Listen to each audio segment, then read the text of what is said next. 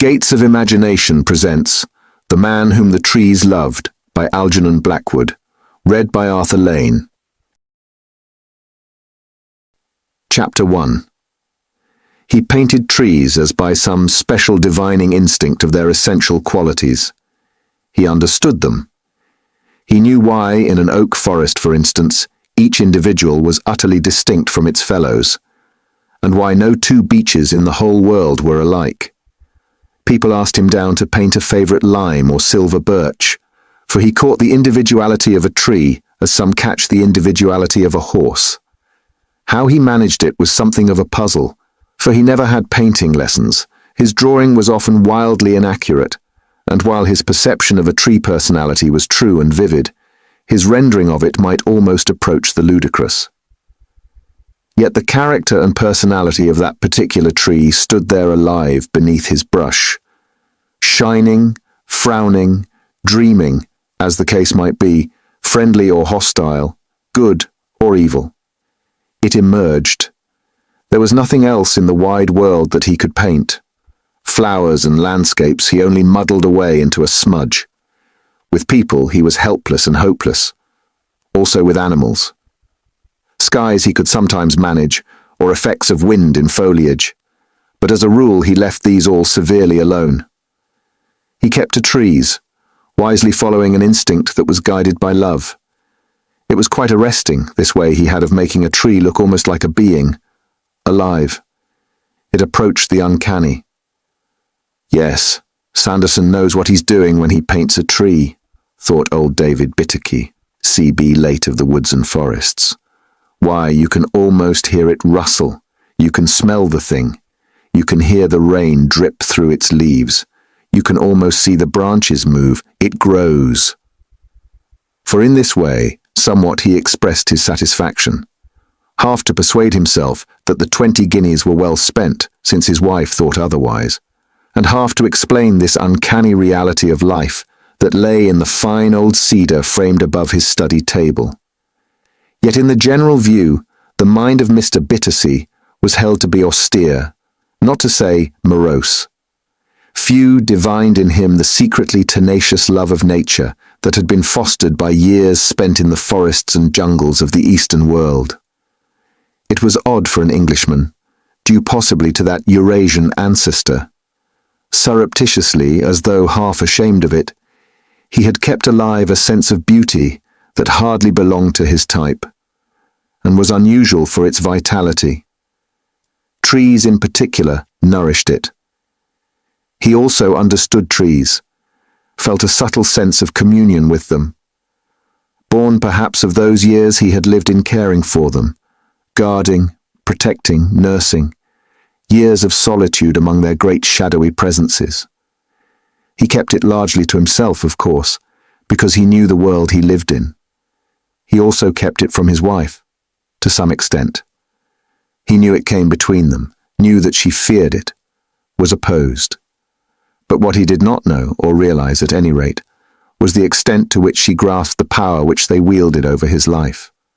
Her fear, he judged, was simply due to those years in India, when for weeks at a time his calling took him away from her into the jungle forests, while she remained at home dreading all manner of evils that might befall him. This, of course, explained her instinctive opposition to the passion for woods that still influenced and clung to him. It was a natural survival of those anxious days of waiting in solitude for his safe return. For Mrs. Bittersea, daughter of an evangelical clergyman, was a self-sacrificing woman, who in most things found a happy duty in sharing her husband's joys and sorrows, to the point of self-obliteration. Only in this matter of the trees, she was less successful than in others. It remained a problem difficult of compromise. He knew, for instance, that what she objected to in this portrait of the cedar on their lawn was really not the price he had given for it, but the unpleasant way in which the transaction emphasized this breach between their common interests, the only one they had, but deep. Sanderson, the artist, earned little enough money by his strange talent. Such checks were few and far between. The owners of fine or interesting trees who cared to have them painted singly were rare indeed, and the studies that he made for his own delight he also kept for his own delight. Even were there buyers, he would not sell them. Only a few, and these peculiarly intimate friends, might even see them. For he disliked to hear the undiscerning criticisms of those who did not understand. Not that he minded laughter at his craftsmanship, he admitted it with scorn, but that remarks about the personality of the tree itself could easily wound or anger him. He resented slighting observations concerning them, as though insults offered to personal friends who could not answer for themselves. He was instantly up in arms. "It really is extraordinary," said a woman who understood, "that you can make that cypress seem an individual, when in reality all cypresses are so exactly alike." And though the bit of calculated flattery had come so near to saying the right, true thing, Sanderson flushed as though she had slighted a friend beneath his very nose. Abruptly, he passed in front of her and turned the picture to the wall. "Almost as queer," he answered rudely, copying her silly emphasis, "as that you should have imagined individuality in your husband, madame, when in reality all men are so exactly alike." Since the only thing that differentiated her husband from the mob was the money for which she had married him, Sanderson's relations with that particular family terminated on the spot, chance of prospective orders with it. His sensitiveness perhaps was morbid. At any rate, the way to reach his heart lay through his trees. He might be said to love trees. He certainly drew a splendid inspiration from them, and the source of a man's inspiration, be it music, religion, or a woman, is never a safe thing to criticize.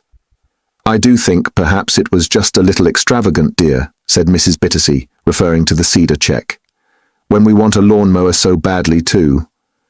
But as it gives you such pleasure—" "It reminds me of a certain day, Sophia," replied the old gentleman, looking first proudly at herself, then fondly at the picture, now long gone by. "It reminds me of another tree, that Kentish lawn in the spring, birds singing in the lilacs, and someone in a muslin frock waiting patiently beneath a certain cedar. Not the one in the picture, I know, but—" "I was not waiting," she said indignantly. "I was picking fir cones for the schoolroom fire." "Fir cones, my dear, do not grow on cedars, and schoolroom fires were not made in June in my young days. And anyhow it isn't the same cedar." "It has made me fond of all cedars for its sake," he answered, "and it reminds me that you are the same young girl still." She crossed the room to his side, and together they looked out of the window, where, upon the lawn of their Hampshire cottage, a ragged Lebanon stood in a solitary state. "You're as full of dreams as ever," she said gently, "and I don't regret the cheque a bit, really. Only it would have been more real if it had been the original tree, wouldn't it? That was blown down years ago. I passed the place last year, and there's not a sign of it left," he replied tenderly. And presently, when he released her from his side, she went up to the wall and carefully dusted the picture Sanderson had made of the cedar on their present lawn. She went all around the frame with her tiny handkerchief, standing on tiptoe to reach the top rim. "What I like about it," said the old fellow to himself when his wife had left the room, "is the way he has made it live. All trees have it, of course, but a cedar taught it to me first. The something trees possess that make them know I'm there when I stand close and watch. I suppose I felt it then because I was in love, and love reveals life everywhere." He glanced a moment at the Lebanon looming gaunt and sombre through the gathering dusk. A curious, wistful expression danced a moment through his eyes. "Yes, Sanderson has seen it as it is," he murmured, solemnly dreaming there its dim hidden life against the forest edge, and as different from that other tree in Kent as I am from the vicar, say. It's quite a stranger, too. I don't know anything about it, really. That other cedar I loved, this old fellow I respect. Friendly, though, yes, on the whole quite friendly. He's painted the friendliness right enough. He saw that. I'd like to know that man better," he added. "I'd like to ask him how he saw so clearly that it stands there between this cottage and the forest, yet somehow more in sympathy with us than with the mass of woods behind. A sort of go-between. That I never noticed before. I see it now, through his eyes. It stands there like a sentinel, protective rather." He turned away abruptly to look through the window. He saw the great, encircling mass of gloom that was the forest, fringing their little lawn. It pressed up closer in the darkness. The prim garden with its formal beds of flowers seemed an impertinence almost, some little coloured insect that sought to settle on a sleeping monster, some gaudy fly that danced impudently down the edge of a great river that could engulf it with a toss of its smallest wave. That forest with its 1,000 years of growth and its deep spreading being was some such slumbering monster, yes. Their cottage and garden stood too near its running lip. When the winds were strong and lifted its shadowy skirts of black and purple, he loved this feeling of the forest personality. He had always loved it. Queer, he reflected, awfully queer, that trees should bring me such a sense of dim, vast living. I used to feel it particularly, I remember, in India, in Canadian woods as well, but never in little English woods till here. And Sanderson's the only man I ever knew who felt it too. He's never said so, but there's the proof. And he turned again to the picture that he loved. A thrill of unaccustomed life ran through him as he looked. I wonder, by Jove, I wonder, his thoughts ran on, whether a tree, in any lawful meaning of the term, can be alive. I remember some writing fellow telling me long ago that trees had once been moving things, animal organisms of some sort, that had stood so long feeding, sleeping, dreaming or something in the same place that they had lost the power to get away. Fancies flew pell-mell about his mind, and lighting a cheroot, he dropped into an armchair beside the open window and let them play. Outside, the blackbirds whistled in the shrubberies across the lawn. He smelt the earth and trees and flowers, the perfume of mown grass, and the bits of open heathland far away in the heart of the woods. The summer wind stirred very faintly through the leaves, but the great new forest hardly raised her sweeping skirts of black and purple shadow. Mr. Bittersea, however, knew intimately every detail of that wilderness of trees within. He knew all the purple combes splashed with yellow waves of gorse, sweet with juniper and myrtle, and gleaming with clear and dark-eyed pools that watched the sky. There hawks hovered, circling hour by hour, and the flicker of the peewit's flight with its melancholy, petulant cry deepened the sense of stillness. He knew the solitary pines, dwarfed, tufted, vigorous, that sang to every lost wind, travellers like the gypsies who pitched their bush-like tents beneath them. He knew the shaggy ponies, with foals like baby centaurs, the chattering jays, the milky call of the cuckoos in the spring, and the boom of the bittern from the lonely marshes. The undergrowth of watching hollies he knew too, strange and mysterious, with their dark, suggestive beauty, and the yellow shimmer of their pale, dropped leaves. Here all the forest lived and breathed in safety, secure from mutilation. No terror of the axe could haunt the peace of its vast subconscious life. No terror of devastating man afflict it with the dread of premature death. It knew itself supreme. It spread and preened itself without concealment. It set no spires to carry warnings, for no wind brought messages of alarm as it bulged outwards to the sun and stars. But once its leafy portals left behind, the trees of the countryside were otherwise. The houses threatened them. They knew themselves in danger. The roads were no longer glades of silent turf, but noisy, cruel ways by which men came to attack them. They were civilized, cared for in order that someday they might be put to death. Even in the villages, where the solemn and immemorial repose of giant chestnuts aped security, the tossing of a silver birch against their mass, impatient in the littlest wind, brought warning. Dust clogged their leaves. The inner humming of their quiet life became inaudible beneath the scream and shriek of clattering traffic. They longed and prayed to enter the great peace of the forest yonder, but they could not move. They knew, moreover, that the forest with its august, deep splendor despised and pitied them. They were a thing of artificial gardens, and belonged to beds of flowers all forced to grow one way. "I'd like to know that artist fellow better," was the thought upon which he returned at length to the things of practical life. "I wonder if Sophia would mind him for a bit." He rose with the sound of the gong, brushing the ashes from his speckled waistcoat. He pulled the waistcoat down. He was slim and spare in figure, active in his movements. In the dim light, but for that silvery moustache, he might easily have passed for a man of 40. "I'll suggest it to her anyhow," he decided on his way upstairs to dress. His thought really was that Sanderson could probably explain his world of things he had always felt about.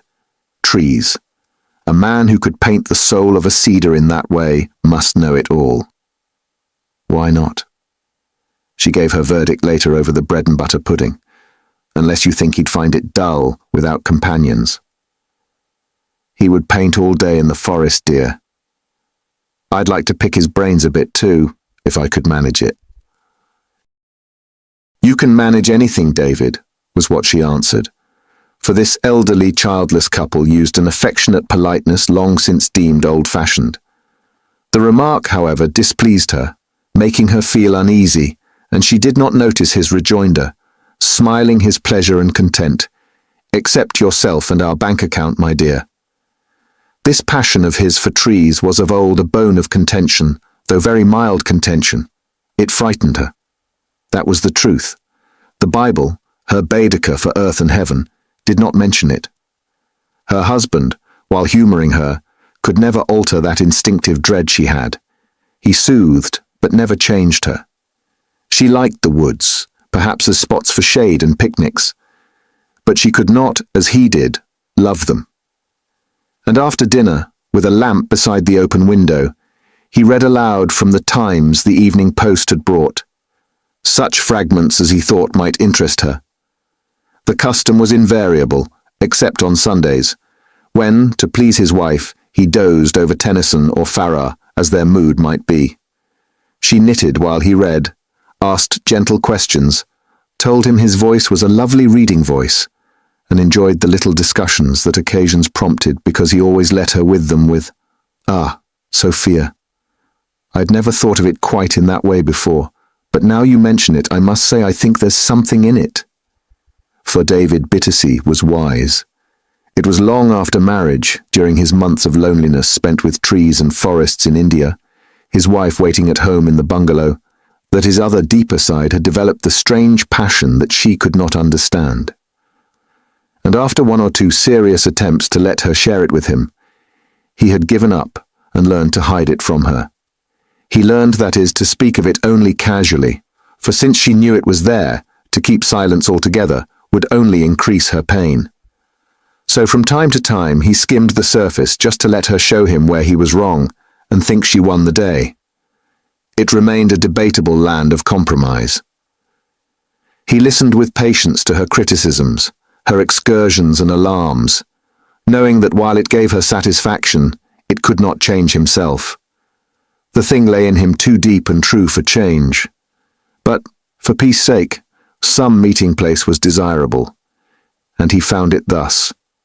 It was her one fault in his eyes, this religious mania carried over from her upbringing, and it did no serious harm.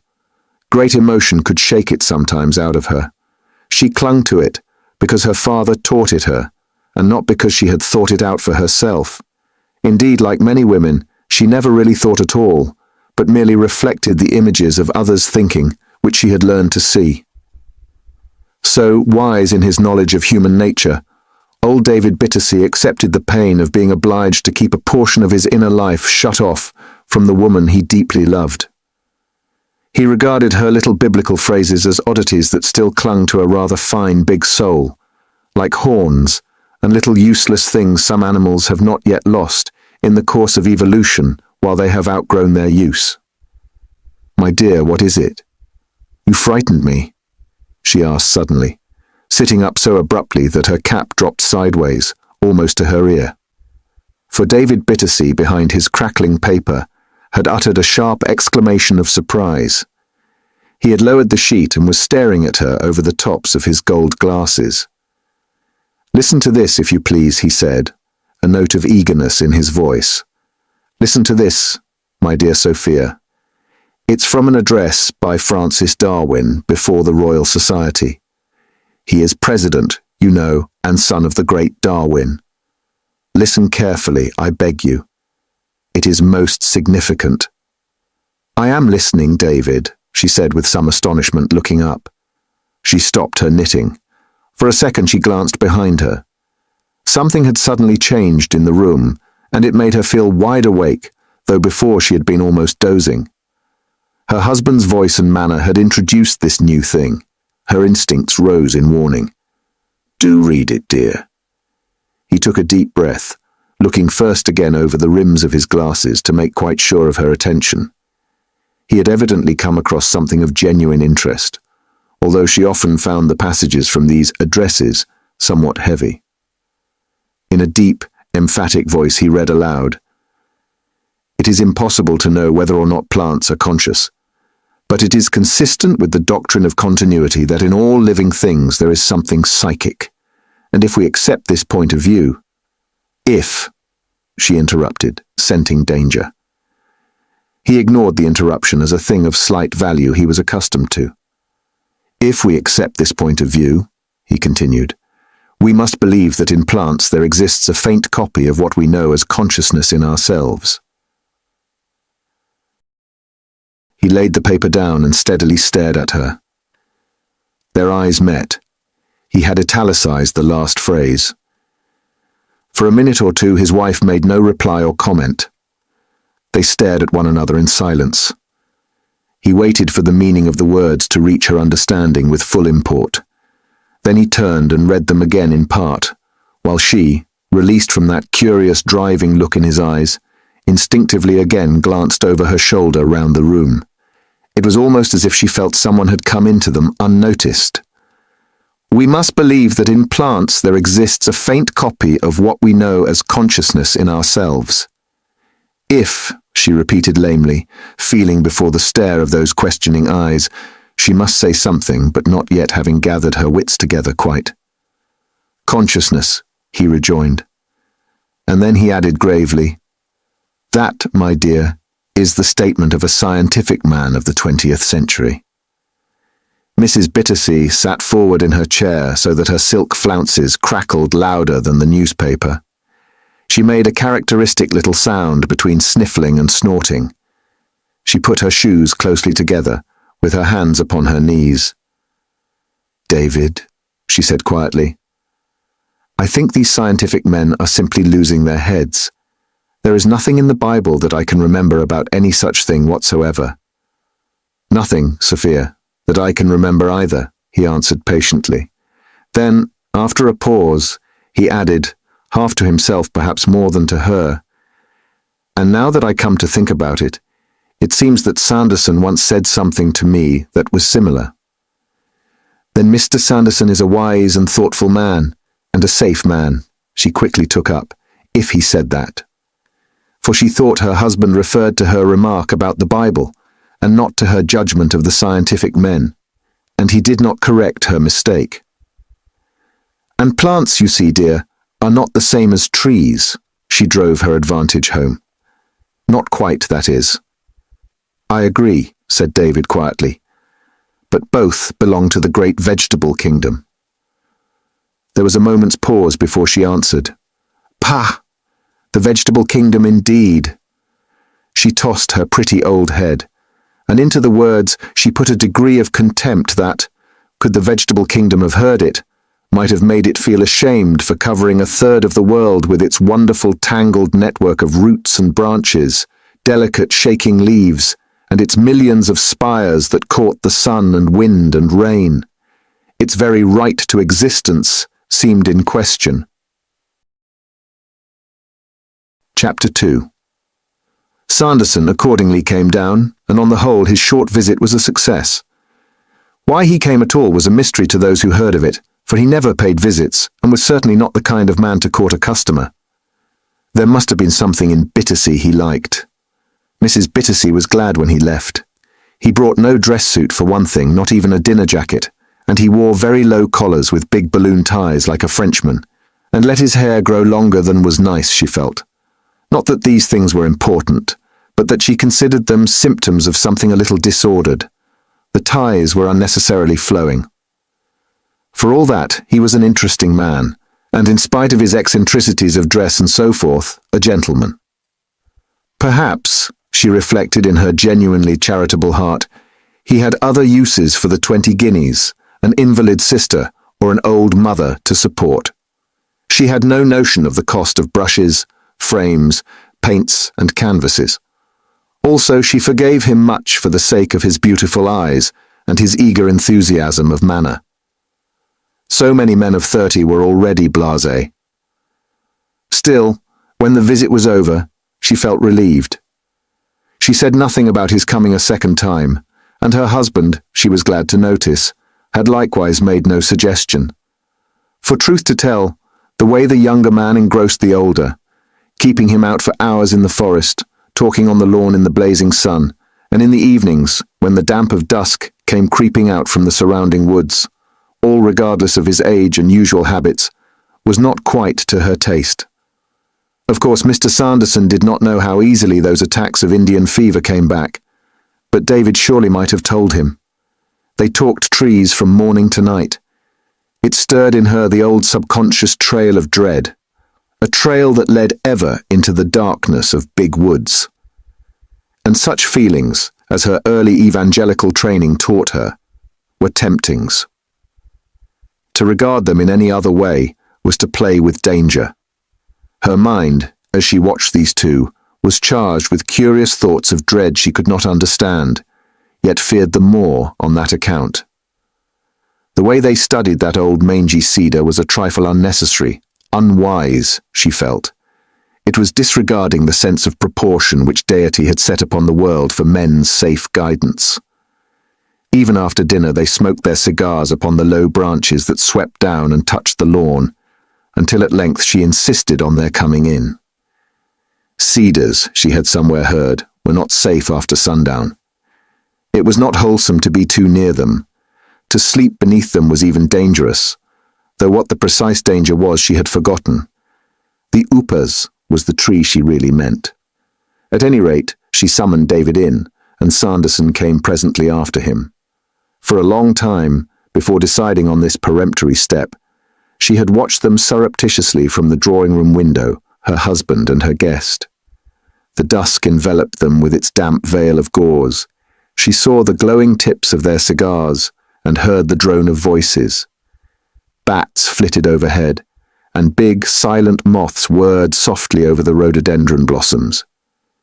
And it came suddenly to her while she watched that her husband had somehow altered these last few days, since Mr. Sanderson's arrival, in fact.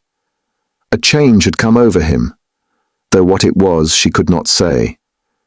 She hesitated indeed to search. That was the instinctive dread operating in her. Provided it passed, she would rather not know.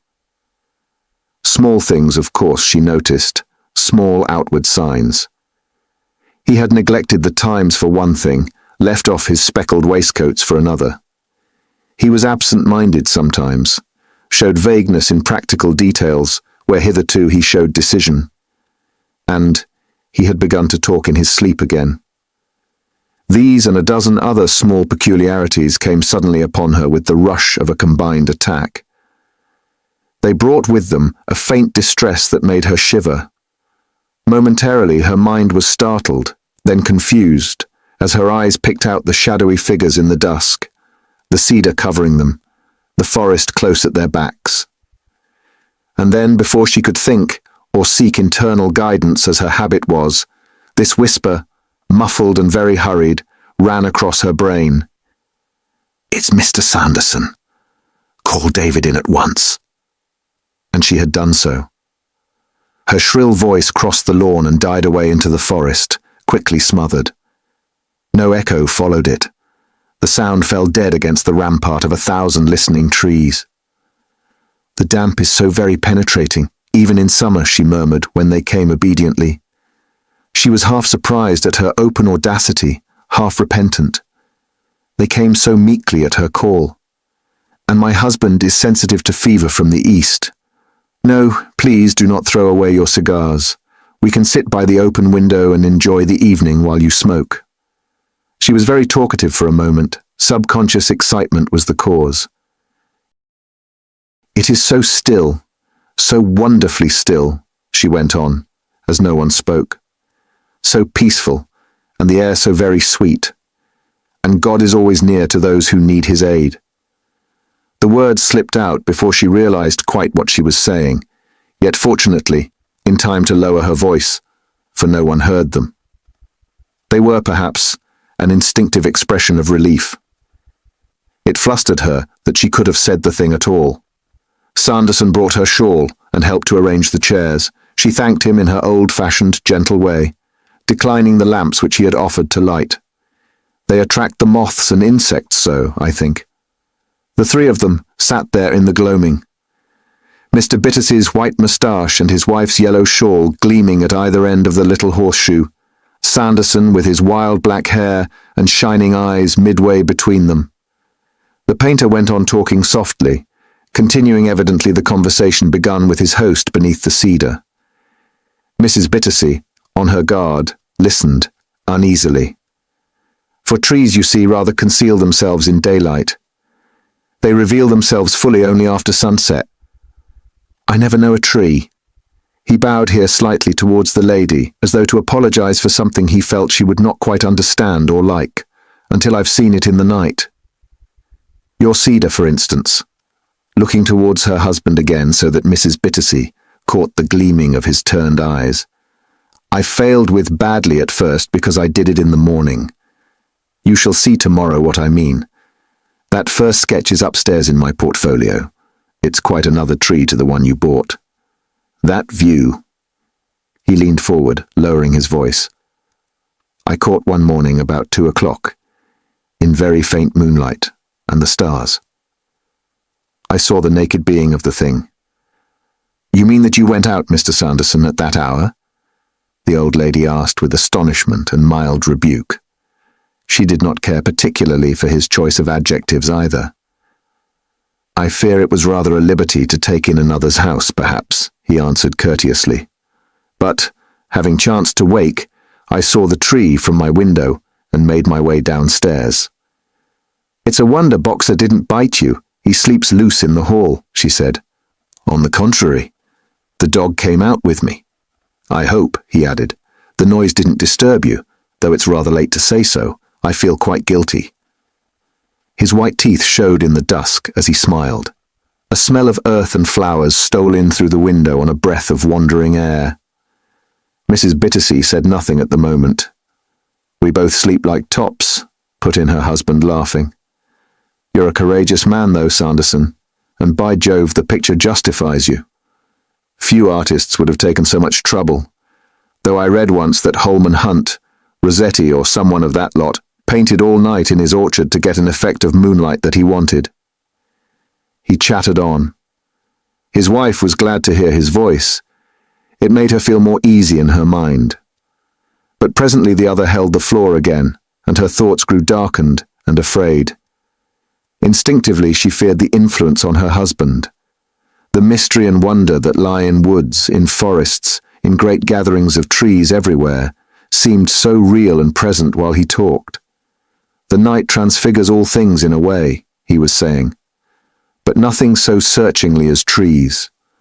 From behind a veil that sunlight hangs before them in the day they emerge and show themselves.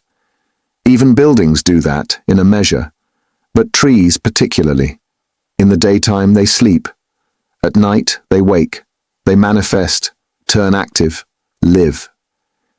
You remember," turning politely again in the direction of his hostess, "how clearly Henley understood that?" "That socialist person, you mean?" asked the lady.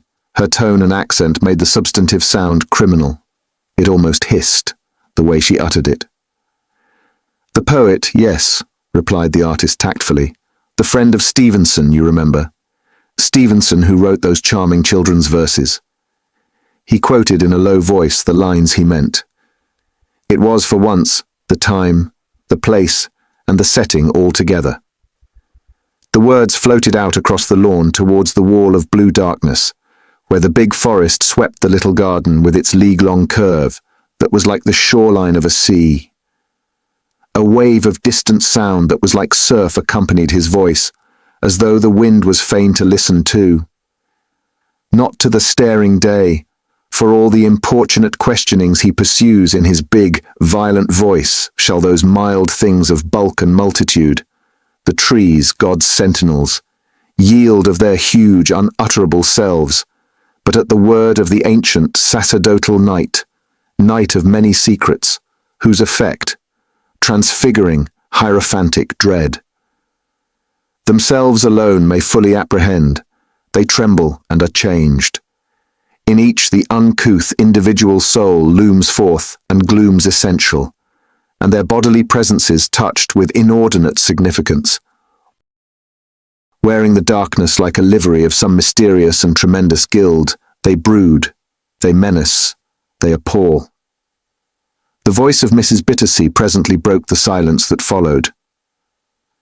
"I like that part about God's sentinels," she murmured. There was no sharpness in her tone. It was hushed and quiet. The truth, so musically uttered, muted her shrill objections, though it had not lessened her alarm. Her husband made no comment. His cigar, she noticed, had gone out. "And old trees in particular," continued the artist as though to himself, "have very definite personalities. You can offend, wound, please them. The moment you stand within their shade, you feel whether they come out to you or whether they withdraw." He turned abruptly towards his host. "You know that singular essay of Prentice Mulford's, no doubt, God in the Trees, extravagant perhaps, but yet with a fine, true beauty in it." "You've never read it, no?" he asked.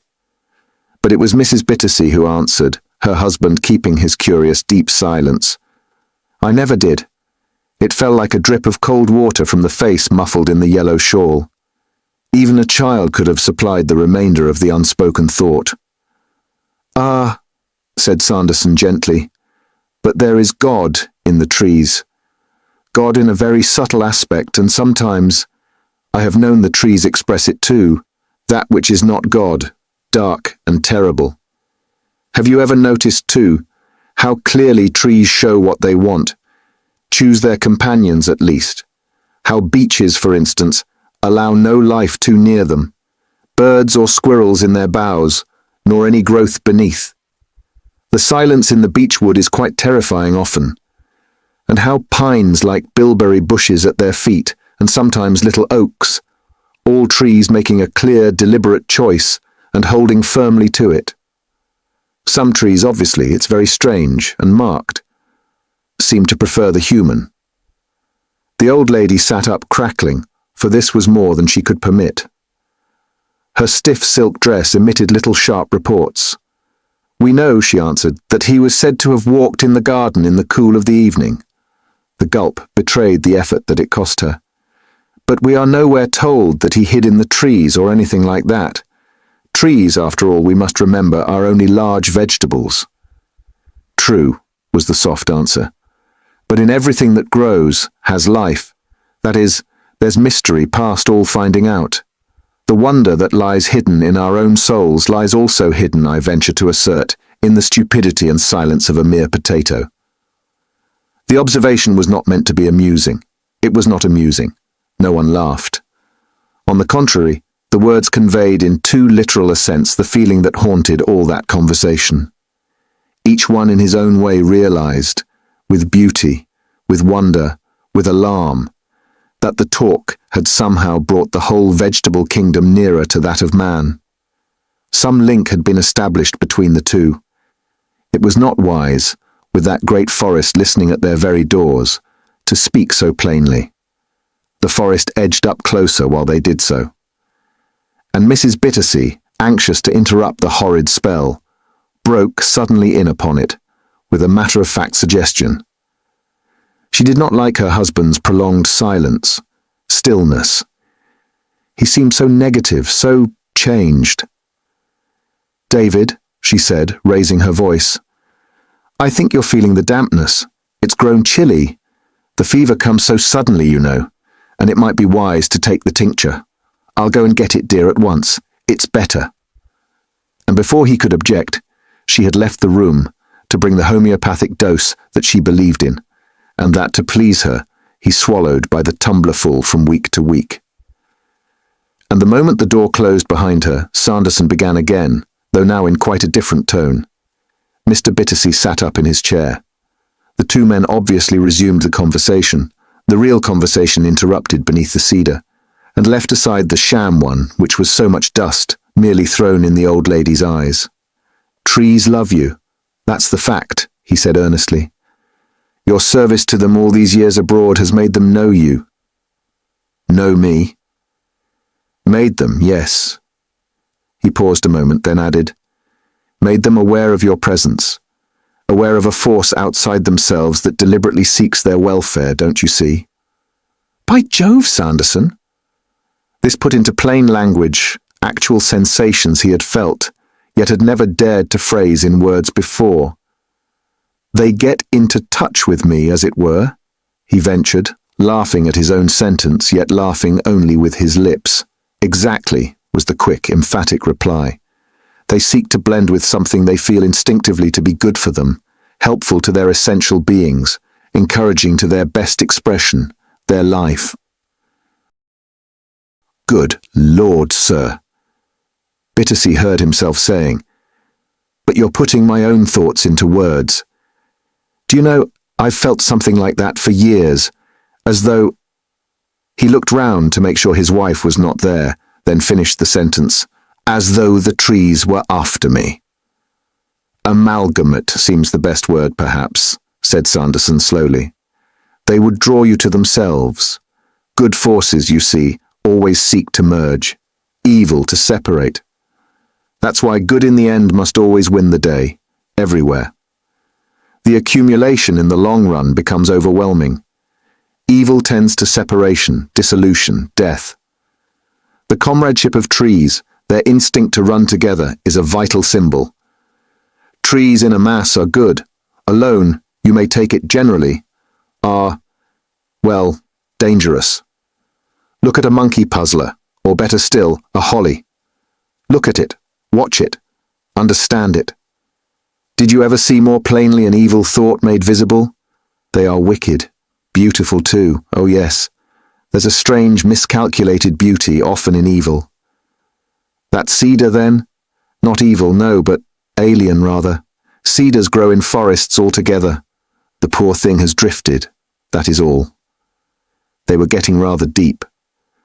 Sanderson, talking against time, spoke so fast, it was too condensed. Bittersea hardly followed that last bit. His mind floundered among his own less definite, less sorted thoughts, till presently another sentence from the artist startled him into attention again. "That cedar will protect you here, though, because you both have humanized it by your thinking so lovingly of its presence. The others can't get past it, as it were." "Protect me," he exclaimed. "Protect me from their love." Sanderson laughed. "We're getting rather mixed," he said. "We're talking of one thing in the terms of another, really.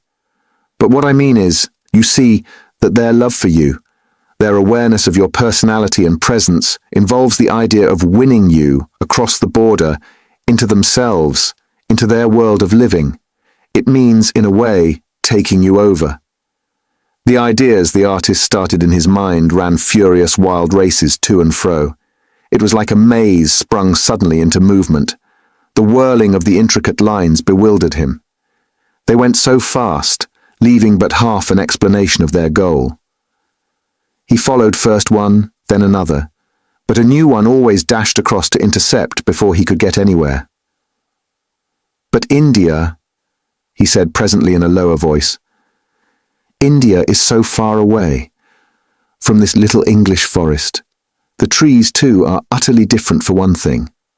The rustle of skirts warned of Mrs. Bittersea's approach. This was a sentence he could turn round another way in case she came up and pressed for an explanation.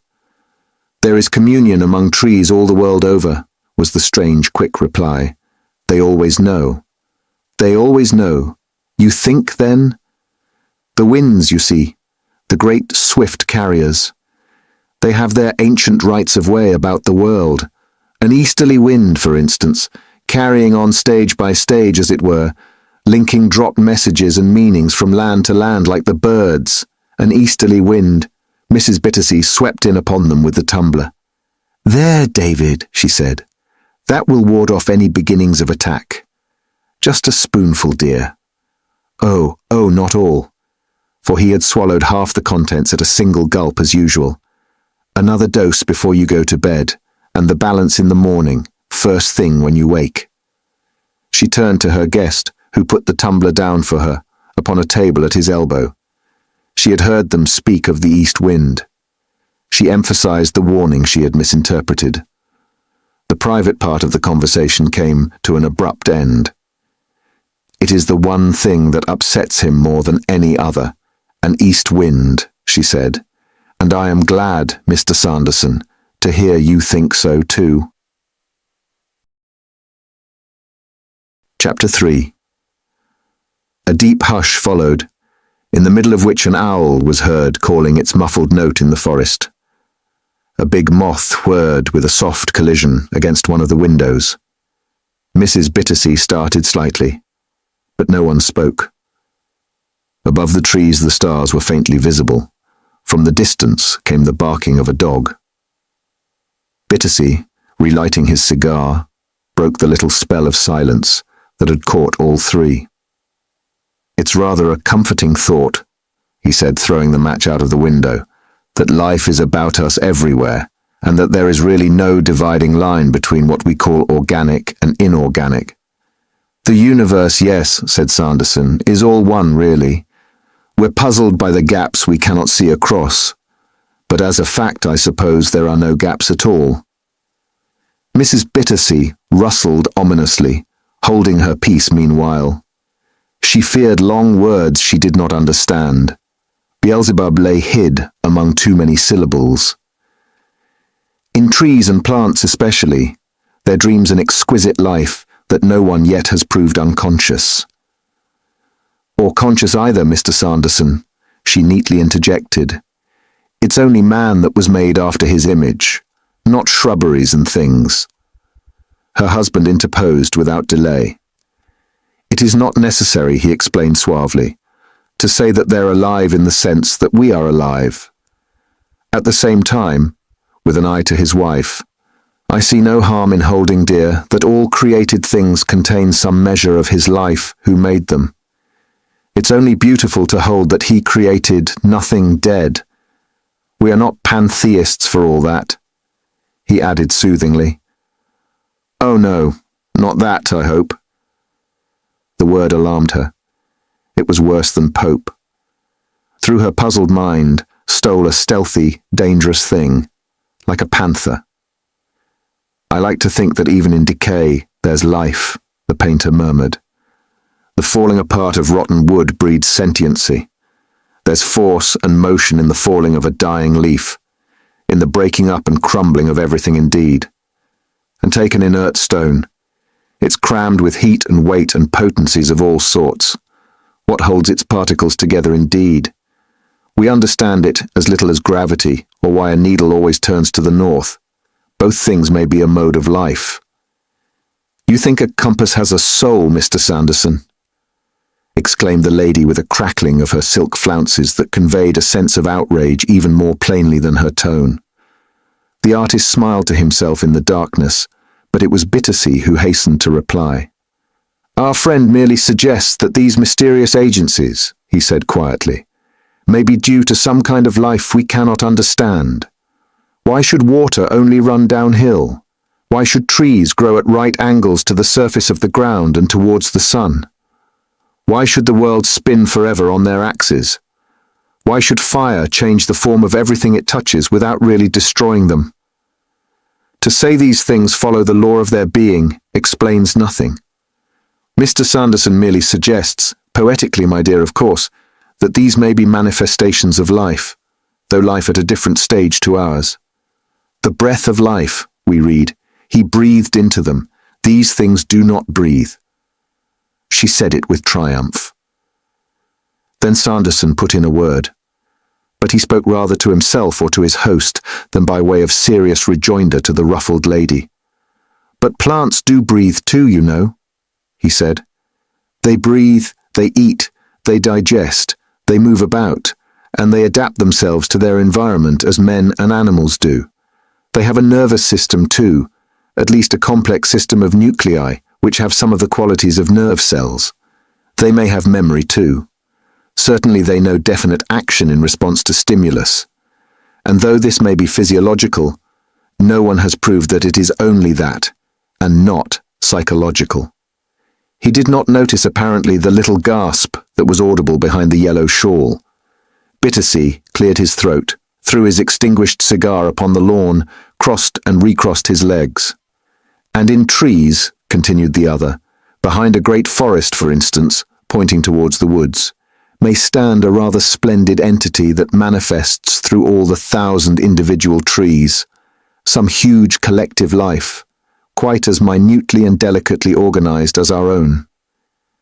It might merge and blend with ours under certain conditions, so that we could understand it by being it, for a time at least. It might even engulf human vitality into the immense whirlpool of its own vast dreaming life. The pull of a big forest on a man can be tremendous and utterly overwhelming. The mouth of Mrs. Bittersea was heard to close with a snap. Her shawl, and particularly her crackling dress, exhaled the protest that burned within her like a pain. She was too distressed to be overawed, but at the same time too confused amid the litter of words and meanings half understood, to find immediate phrases she could use. Whatever the actual meaning of his language might be, however, and whatever subtle dangers lay concealed behind them meanwhile, they certainly wove a kind of gentle spell with the glimmering darkness that held all three delicately enmeshed there by that open window.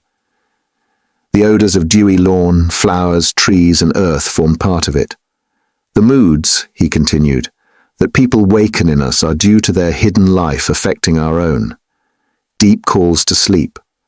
A person, for instance, joins you in an empty room. You both instantly change. The new arrival, though in silence, has caused a change of mood. May not the moods of nature touch and stir us in virtue of a similar prerogative? The sea, the hills, the desert wake passion, joy, terror, as the case may be. For a few, perhaps. He glanced significantly at his host, so that Mrs. Bittersea again caught the turning of his eyes. Emotions of a curious, flaming splendour that are quite nameless. Well, whence come these powers? Surely from nothing that is dead. Does not the influence of a forest, its sway and strange ascendancy over certain minds, betray a direct manifestation of life? It lies otherwise beyond all explanation, this mysterious emanation of big woods. Some natures, of course, deliberately invite it. The authority of a host of trees, his voice grew almost solemn as he said the words, is something not to be denied. One feels it here, I think, particularly. There was considerable tension in the air as he ceased speaking. Mr. Bittersea had not intended that the talk should go so far. They had drifted. He did not wish to see his wife unhappy or afraid, and he was aware, acutely so, that her feelings were stirred to a point he did not care about. Something in her, as he put it, was working up towards explosion. He sought to generalize the conversation, diluting this accumulated emotion by spreading it. The sea is his, and he made it, he suggested vaguely, hoping Sanderson would take the hint. And with the trees, it is the same. The whole gigantic vegetable kingdom, yes, the artist took him up, all at the service of man, for food, for shelter, and for 1,000 purposes of his daily life. Is it not striking what a lot of the globe they cover, exquisitely organized life, yet stationary, always ready to our hand when we want them, never running away. But the taking them, for all that, not so easy. One man shrinks from picking flowers, another from cutting down trees. And it's curious that most of the forest tales and legends are dark, mysterious, and somewhat ill-omened. The forest beings are rarely gay and harmless. The forest life was felt as terrible. Tree worship still survives today. Woodcutters, those who take the life of trees. You see a race of haunted men. He stopped abruptly, a singular catch in his voice. Bittersea felt something even before the sentences were over. His wife, he knew, felt it still more strongly. For it was in the middle of the heavy silence following upon these last remarks that Mrs. Bittersea, rising with a violent abruptness from her chair, drew the attention of the others to something moving towards them across the lawn. It came silently. In outline it was large and curiously spread. It rose high, too, for the sky above the shrubberies, still pale gold from the sunset, was dimmed by its passage. She declared afterwards that it moved in looping circles, but what she perhaps meant to convey was spirals. She screamed faintly, "It's come at last! And it's you that brought it!" She turned excitedly, half afraid, half angry to Sanderson. With a breathless sort of gasp she said it, politeness all forgotten. "I knew it, if you went on. I knew it. Oh, oh." And she cried again. "Your talking has brought it out." The terror that shook her voice was rather dreadful. But the confusion of her vehement words passed unnoticed in the first surprise they caused. For a moment nothing happened. "What is it you think you see, my dear?" asked her husband, startled. Sanderson said nothing. All three leaned forward, the men still sitting, but Mrs. Bittersea had rushed hurriedly to the window, placing herself of a purpose, as it seemed, between her husband and the lawn. She pointed. Her little hand made a silhouette against the sky, the yellow shawl hanging from the arm like a cloud. Beyond the cedar, between it and the lilacs. The voice had lost its shrillness. It was thin and hushed. "There. Now you see it going round upon itself again. Going back, thank God. Going back to the forest." It sank to a whisper, shaking. She repeated with a great dropping sigh of relief. "Thank God," I thought. "At first, it was coming here. To us. David. To you." She stepped back from the window, her movements confused, feeling in the darkness for the support of a chair, and finding her husband's outstretched hand instead. "Hold me, dear. Hold me, please. Tight. Do not let me go." She was in, what he called afterwards, a regular state. He drew her firmly down upon her chair again. "Smoke, Sophie, my dear," he said quickly, trying to make his voice calm and natural. "I see it, yes. It's smoke blowing over from the gardener's cottage. But David," and there was a new horror in her whisper now, "it made a noise. It makes it still. I hear it swishing." Some such word she used, swishing, sishing, rushing, or something of the kind. "David, I'm very frightened. It's something awful. That man has called it out." "Hush, hush," whispered her husband. He stroked her trembling hand beside him. "It is in the wind," said Sanderson, speaking for the first time, very quietly. The expression on his face was not visible in the gloom, but his voice was soft and unafraid. At the sound of it, Mrs. Bittersea started violently again. Bittersea drew his chair a little forward to obstruct her view of him. He felt bewildered himself, a little, hardly knowing quite what to say or do. It was also very curious and sudden, but Mrs. Bittersea was badly frightened. It seemed to her that what she saw came from the enveloping forest just beyond their little garden. It emerged in a sort of secret way, moving towards them as with a purpose, stealthily, difficultly. Then something stopped it. It could not advance beyond the cedar. The cedar, this impression remained with her afterwards too, prevented, kept it back. Like a rising sea, the forest had surged a moment in their direction through the covering darkness. and this visible movement was its first wave. Thus, to her mind it seemed like that mysterious turn of the tide that used to frighten and mystify her in childhood on the sands. The outward surge of some enormous power was what she felt, something to which every instinct in her being rose in opposition because it threatened her and hers. In that moment she realized the personality of the forest, menacing. In the stumbling movement that she made away from the window and towards the bell, she barely caught the sentence "Sanderson," or was it her husband, murmured to himself. It came because we talked of it. Our thinking made it aware of us and brought it out. But the cedar stops it. It cannot cross the lawn, you see. All three were standing now, and her husband's voice broke in with authority while his wife's fingers touched the bell. "My dear, I should not say anything to Thompson." The anxiety he felt was manifest in his voice, but his outward composure had returned. "The gardener can go." Then Sanderson cut him short. "Allow me," he said quickly. "I'll see if anything's wrong." And before either of them could answer or object, he was gone, leaping out by the open window. They saw his figure vanish with a run across the lawn into the darkness. A moment later the maid entered, in answer to the bell, and with her came the loud barking of the terrier from the hall. "The lamps," said her master shortly. And as she softly closed the door behind her, they heard the wind pass, with a mournful sound of singing round the outer walls. A rustle of foliage from the distance passed within it. "You see, the wind is rising."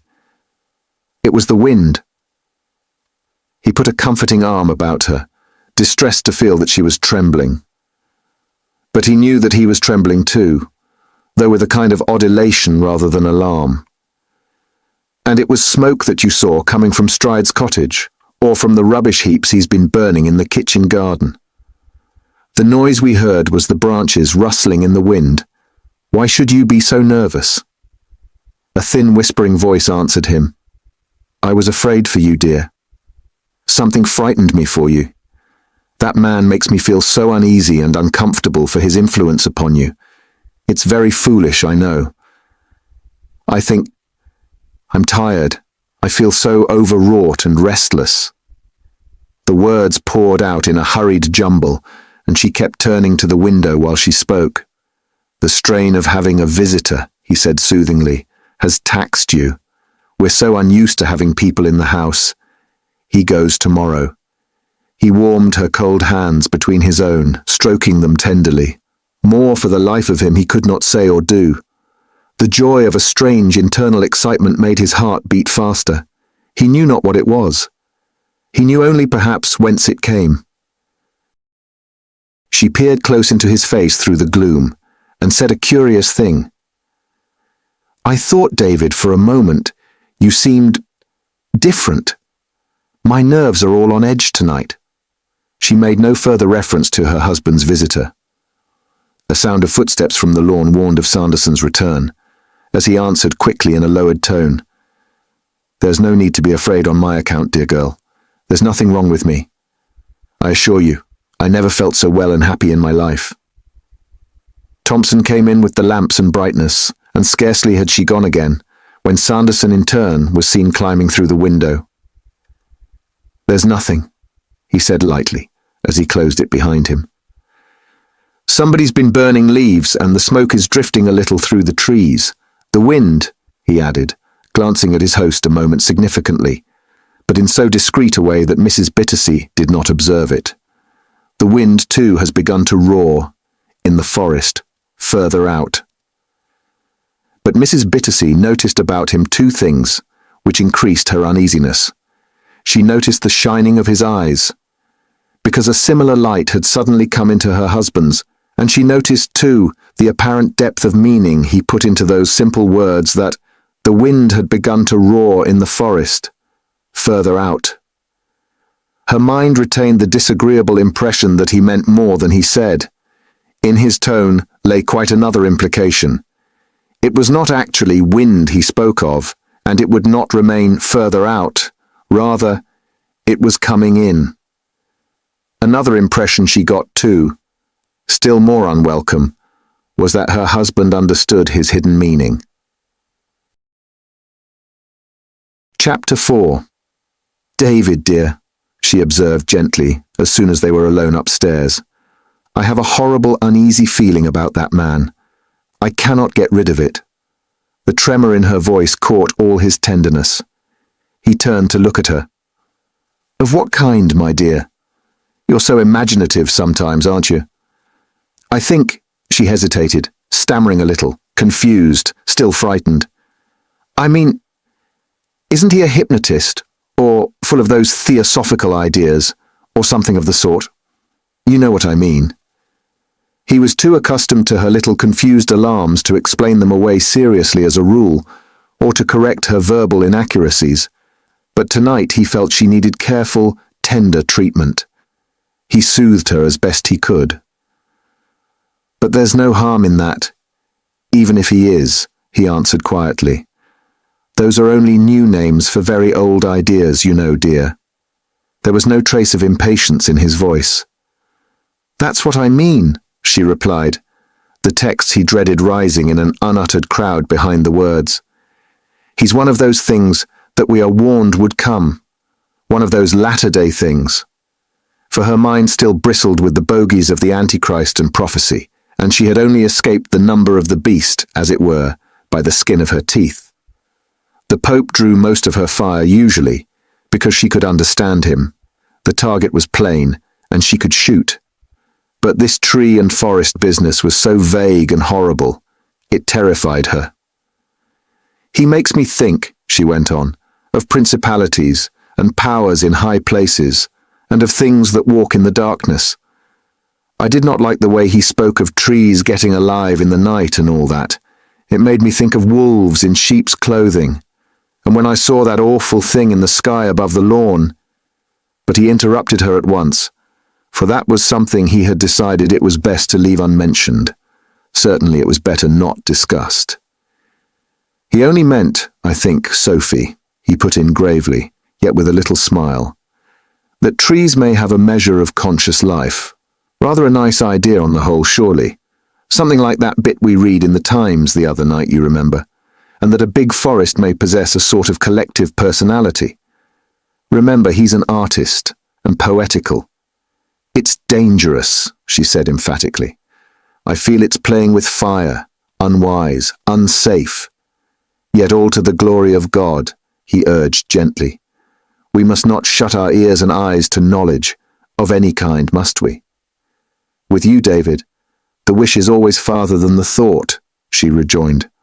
For like the child who thought that suffered under Pontius Pilate was suffered under a bunch of violets, she heard her proverbs phonetically and reproduced them thus. She hoped to convey her warning in the quotation. "And we must always try the spirits whether they be of God," she added tentatively. "Certainly, dear, we can always do that," he assented, getting into bed. But after a little pause, during which she blew the light out, David Bittersea, settling down to sleep with an excitement in his blood that was new and bewilderingly delightful, realized that perhaps he had not said quite enough to comfort her. She was lying awake by his side, still frightened. He put his head up in the darkness. "Sophie," he said softly, "you must remember too that in any case, between us and all that sort of thing, there is a great gulf fixed, a gulf that cannot be crossed, while we are still in the body." And hearing no reply, he satisfied himself that she was already asleep and happy. But Mrs. Bittersea was not asleep. She heard the sentence, only she said nothing because she felt her thought was better unexpressed. She was afraid to hear the words in the darkness. The forest outside was listening and might hear them too. The forest that was roaring further out. And the thought was this: that gulf, of course, existed, but Sanderson had somehow bridged it. It was much later that night when she awoke out of troubled, uneasy dreams, and heard a sound that twisted her very nerves with fear. It passed immediately with full waking, for listen as she might, There was nothing audible but the inarticulate murmur of the night. It was in her dreams she heard it, and the dreams had vanished with it. But the sound was recognizable, for it was that rushing noise that had come across the lawn, only this time closer. Just above her face while she slept had passed this murmur as of rustling branches in the very room, a sound of foliage whispering. A going in the tops of the mulberry trees ran through her mind. She had dreamed that she lay beneath a spreading tree somewhere, a tree that whispered with 10,000 soft lips of green, and the dream continued for a moment, even after waking. She sat up in bed and stared about her. The window was open at the top. She saw the stars. The door, she remembered, was locked as usual.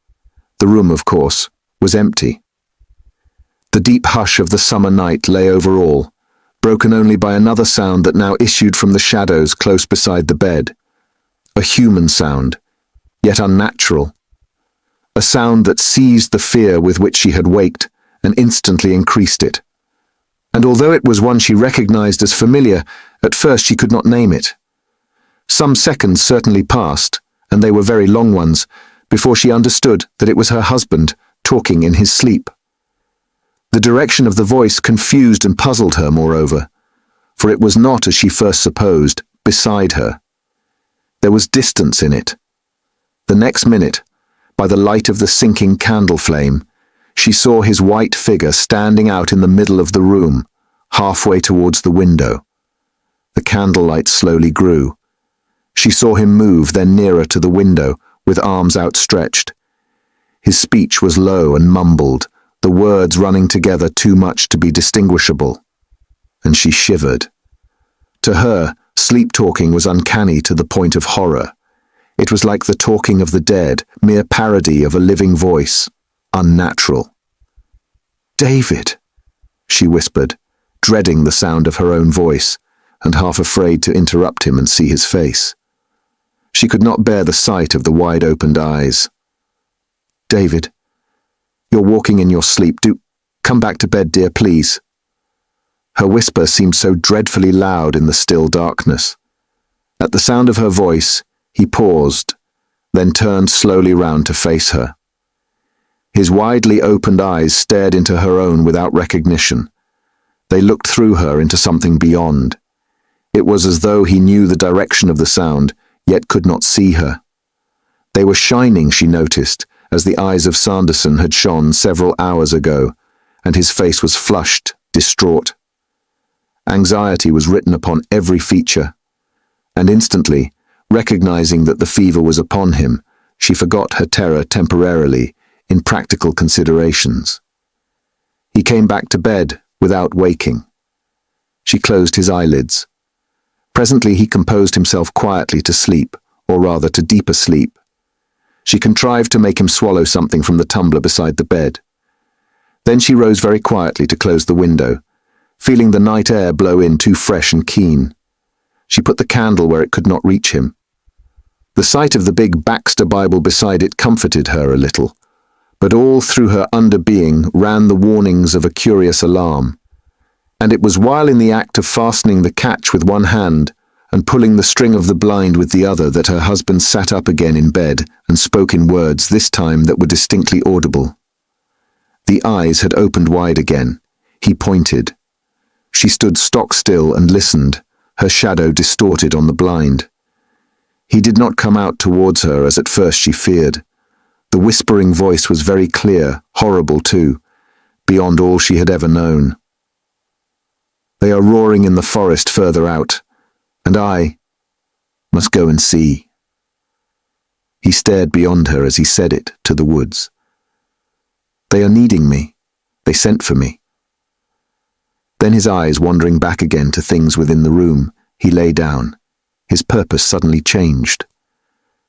And that change was horrible as well, more horrible perhaps because of its revelation of another detailed world. He moved in far away from her. The singular phrase chilled her blood. For a moment, she was utterly terrified. That tone of the somnambulist, differing so slightly yet so distressingly from normal waking speech, seemed to her somehow wicked. Evil and danger lay waiting thick behind it. She leaned against the windowsill, shaking in every limb. She had an awful feeling for a moment that something was coming in to fetch him. "Not yet, then," she heard in a much lower voice from the bed, "but later. It will be better so. I shall go later." The words expressed some fringe of these alarms that had haunted her so long, and that the arrival and presence of Sanderson seemed to have brought to the very edge of a climax she could not even dare to think about. They gave it form. They brought it closer. They sent her thoughts to her deity in a wild, deep prayer for help and guidance. For here was a direct, unconscious betrayal of a world of inner purposes and claims her husband recognized while he kept them almost wholly to himself. By the time she reached his side and knew the comfort of his touch, the eyes had closed again, this time of their own accord, and the head lay calmly back upon the pillows. She gently straightened the bedclothes. She watched him for some minutes, shading the candle carefully with one hand. There was a smile of strangest peace upon the face. Then, blowing out the candle, she knelt down and prayed before getting back into bed. But no sleep came to her. She lay awake all night thinking, wondering, praying, until at length with the chorus of the birds and the glimmer of the dawn upon the green blind, she fell into a slumber of complete exhaustion. But while she slept, the wind continued roaring in the forest further out. The sound came closer, sometimes very close indeed. Chapter 5. With the departure of Sanderson, the significance of the curious incidents waned, because the moods that had produced them passed away. Mrs. Bittersea soon afterwards came to regard them as some growth of disproportion that had been very largely, perhaps, in her own mind. It did not strike her that this change was sudden, for it came about quite naturally. For one thing, her husband never spoke of the matter, and for another, she remembered how many things in life that had seemed inexplicable and singular at the time turned out later to have been quite commonplace. Most of it, certainly, she put down to the presence of the artist and to his wild, suggestive talk. With his welcome removal, the world turned ordinary again, and safe. The fever, though it lasted as usual a short time only, had not allowed of her husband's getting up to say goodbye, and she had conveyed his regrets and adieu. In the morning, Mr. Sanderson had seemed ordinary enough. In his town hat and gloves, as she saw him go, he seemed tame and unalarming. After all, she thought, as she watched the pony cart bear him off, he's only an artist. What she had thought he might be, otherwise her slim imagination did not venture to disclose. Her change of feeling was wholesome and refreshing. She felt a little ashamed of her behavior. She gave him a smile, genuine because the relief she felt was genuine, as he bent over her hand and kissed it. But she did not suggest a second visit, and her husband, she noted with satisfaction and relief, had said nothing either. The little household fell again into the normal and sleepy routine to which it was accustomed. The name of Arthur Sanderson was rarely, if ever, mentioned, nor for her part did she mention to her husband the incident of his walking in his sleep and the wild words he used. But to forget it was equally impossible. Thus it lay buried deep within her like a centre of some unknown disease of which it was a mysterious symptom, waiting to spread at the first favourable opportunity. She prayed against it every night and morning, prayed that she might forget it, that God would keep her husband safe from harm. For in spite of much surface foolishness that many might have read as weakness, Mrs. Bittersea had balance, sanity, and a fine deep faith. She was greater than she knew. Her love for her husband and her God were somehow one, an achievement only possible to a single-hearted nobility of soul.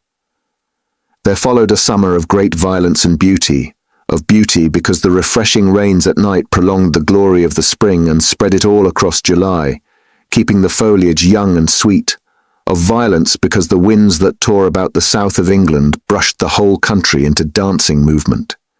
They swept the woods magnificently and kept them roaring with a perpetual grand voice.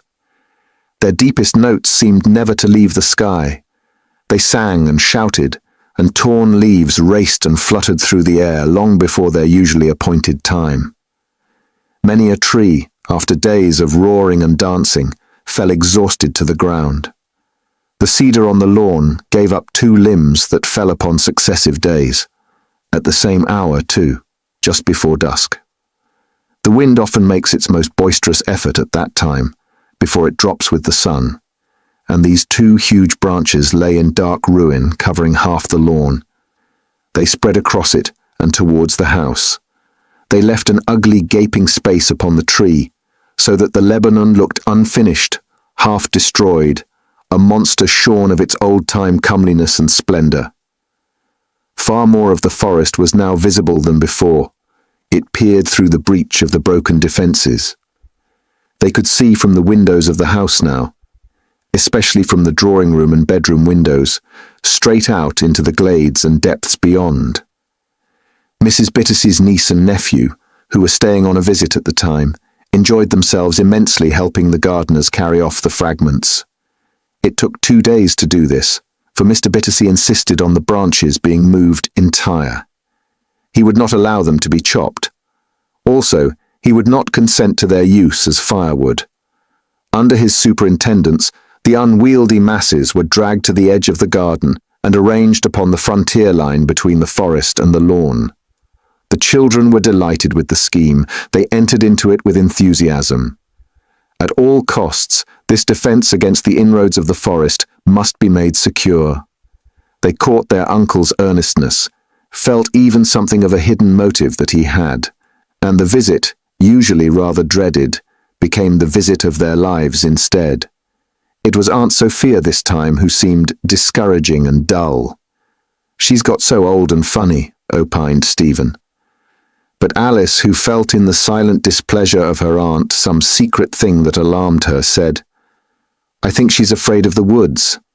She never comes into them with us, you see." "All the more reason then for making this wall impregnable, all fat and thick and solid," he concluded, unable to manage the longer word. "Then nothing, simply nothing can get through. Can't it, Uncle David?" And Mr. Bittersey, jacket discarded and working in his speckled waistcoat, went puffing to their aid, arranging the massive limb of the cedar like a hedge. "Come on," he said. "Whatever happens, you know, we must finish before it's dark. Already the wind is roaring in the forest further out." And Alice caught the phrase, and instantly echoed it. "Stevie," she cried below her breath, "look sharp, you lazy lump. Didn't you hear what Uncle David said? It'll come in and catch us before we've done." They worked like Trojans, and sitting beneath the wisteria tree that climbed the southern wall of the cottage, Mrs. Bittersey with her knitting watched them, calling from time to time insignificant messages of counsel and advice. The messages passed, of course, unheeded. Mostly, indeed, they were unheard, for the workers were too absorbed. She warned her husband not to get too hot, Alice not to tear her dress, Stephen not to strain his back with pulling. Her mind hovered between the homeopathic medicine chest upstairs and her anxiety to see the business finished.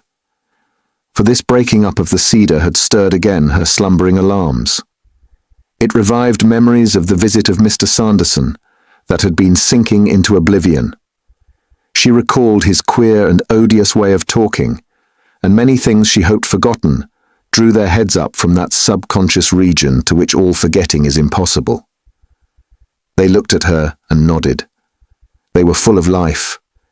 They had no intention of being pushed aside and buried permanently. "Now look," they whispered. "Didn't we tell you so?" They had been merely waiting for the right moment to assert their presence, and all her former vague distress crept over her. Anxiety, uneasiness returned. That dreadful sinking of the heart came too. This incident of the cedars breaking up was actually so unimportant, and yet her husband's attitude towards it made it so significant. There was nothing that he said in particular, or did, or left undone, that frightened her, but his general air of earnestness seemed so unwarranted. she felt that he deemed the thing important. He was so exercised about it. This evidence of sudden concern and interest, buried all the summer from her sight and knowledge, she realized now had been buried purposely. He had kept it intentionally concealed. Deeply submerged in him, there ran this tide of other thoughts, desires, hopes. What were they? Whither did they lead? The accident to the tree betrayed it most unpleasantly, and doubtless more than he was aware. She watched his grave and serious face as he worked there with the children, and as she watched, she felt afraid. It vexed her that the children worked so eagerly. They unconsciously supported him. The thing she feared she would not even name. But it was waiting. Moreover, as far as her puzzled mind could deal with a dread so vague and incoherent, the collapse of the cedar somehow brought it nearer. The fact that, all so ill-explained and formless, the thing yet lay in her consciousness, out of reach but moving and alive, filled her with a kind of puzzled, dreadful wonder. Its presence was so very real, its power so gripping, its partial concealment so abominable. Then, out of the dim confusion, she grasped one thought, and saw it stand quite clear before her eyes. She found difficulty in clothing it in words, but its meaning perhaps was this. That cedar stood in their life for something friendly. Its downfall meant disaster. A sense of some protective influence about the cottage, and about her husband in particular, was thereby weakened. "Why do you fear the big wind so?" he had asked her several days before, after a particularly boisterous day, and the answer she gave surprised her while she gave it. One of those heads poked up unconsciously and let slip the truth. "Because, David, I feel they bring the forest with them," she faltered. "They blow something from the trees, into the mind, into the house." He looked at her keenly for a moment. "That must be why I love them then," he answered. "They blow the souls of the trees about the sky like clouds." The conversation dropped. She had never heard him talk in quite that way before. And another time, when he had coaxed her to go with him down one of the nearer glades, she asked why he took the small hand-axe with him, and what he wanted it for. "To cut the ivy that clings to the trunks and takes their life away," he said. "But can't the verdurers do that?" she asked. "That's what they're paid for, isn't it?" Whereupon he explained that ivy was a parasite the trees knew not how to fight alone, and that the verdurers were careless and did not do it thoroughly. They gave a chop here and there, leaving the tree to do the rest for itself if it could. "Besides, I like to do it for them. I love to help them and protect," he added, the foliage rustling all about his quiet words as they went. And these stray remarks, as his attitude towards the broken cedar, betrayed this curious subtle change that was going forward to his personality. Slowly and surely all the summer it had increased. It was growing. The thought startled her horribly. Just as a tree grows, the outer evidence from day to day so slight as to be unnoticeable, yet the rising tide so deep and irresistible. The alteration spread all through and over him, was in both mind and actions, sometimes almost in his face as well. Occasionally thus, it stood up straight outside himself and frightened her. His life was somehow becoming linked so intimately with trees, and with all that trees signified. His interests became more and more their interests, his activity combined with theirs, his thoughts and feelings theirs, his purpose, hope, desire, his fate. His fate. The darkness of some vague, enormous terror dropped its shadow on her when she thought of it. Some instinct in her heart she dreaded infinitely more than death, for death meant sweet translation for his soul, came gradually to associate the thought of him with the thought of trees, in particular with these forest trees. Sometimes, before she could face the thing, argue it away, or pray it into silence, she found the thought of him running swiftly through her mind like a thought of the forest itself, the two most intimately linked and joined together. each a part and complement of the other, one being. The idea was too dim for her to see it face to face. Its mere possibility dissolved the instant she focused it to get the truth behind it. It was too utterly elusive, made protean. Under the attack of even a minute's concentration, the very meaning of it vanished, melted away. The idea lay really behind any words that she could ever find, beyond the touch of definite thought. Her mind was unable to grapple with it. But while it vanished, the trail of its approach and disappearance flickered a moment before her shaking vision. The horror certainly remained. Reduced to the simple human statement that her temperament sought instinctively, it stood perhaps at this: her husband loved her, and he loved the trees as well. But the trees came first, claimed parts of him she did not know. She loved her God and him. He loved the trees and her. Thus, in guise of some faint, distressing compromise, the matter shaped itself for her perplexed mind in the terms of conflict. A silent, hidden battle raged, but as yet raged far away.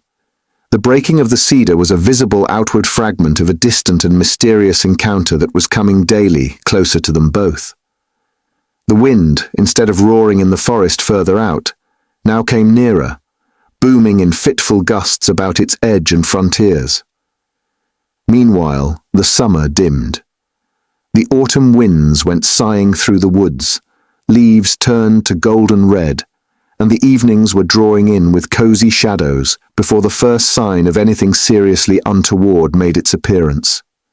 It came then with a flat, decided kind of violence that indicated mature preparation beforehand. It was not impulsive, nor ill-considered. In a fashion it seemed expected, and indeed inevitable.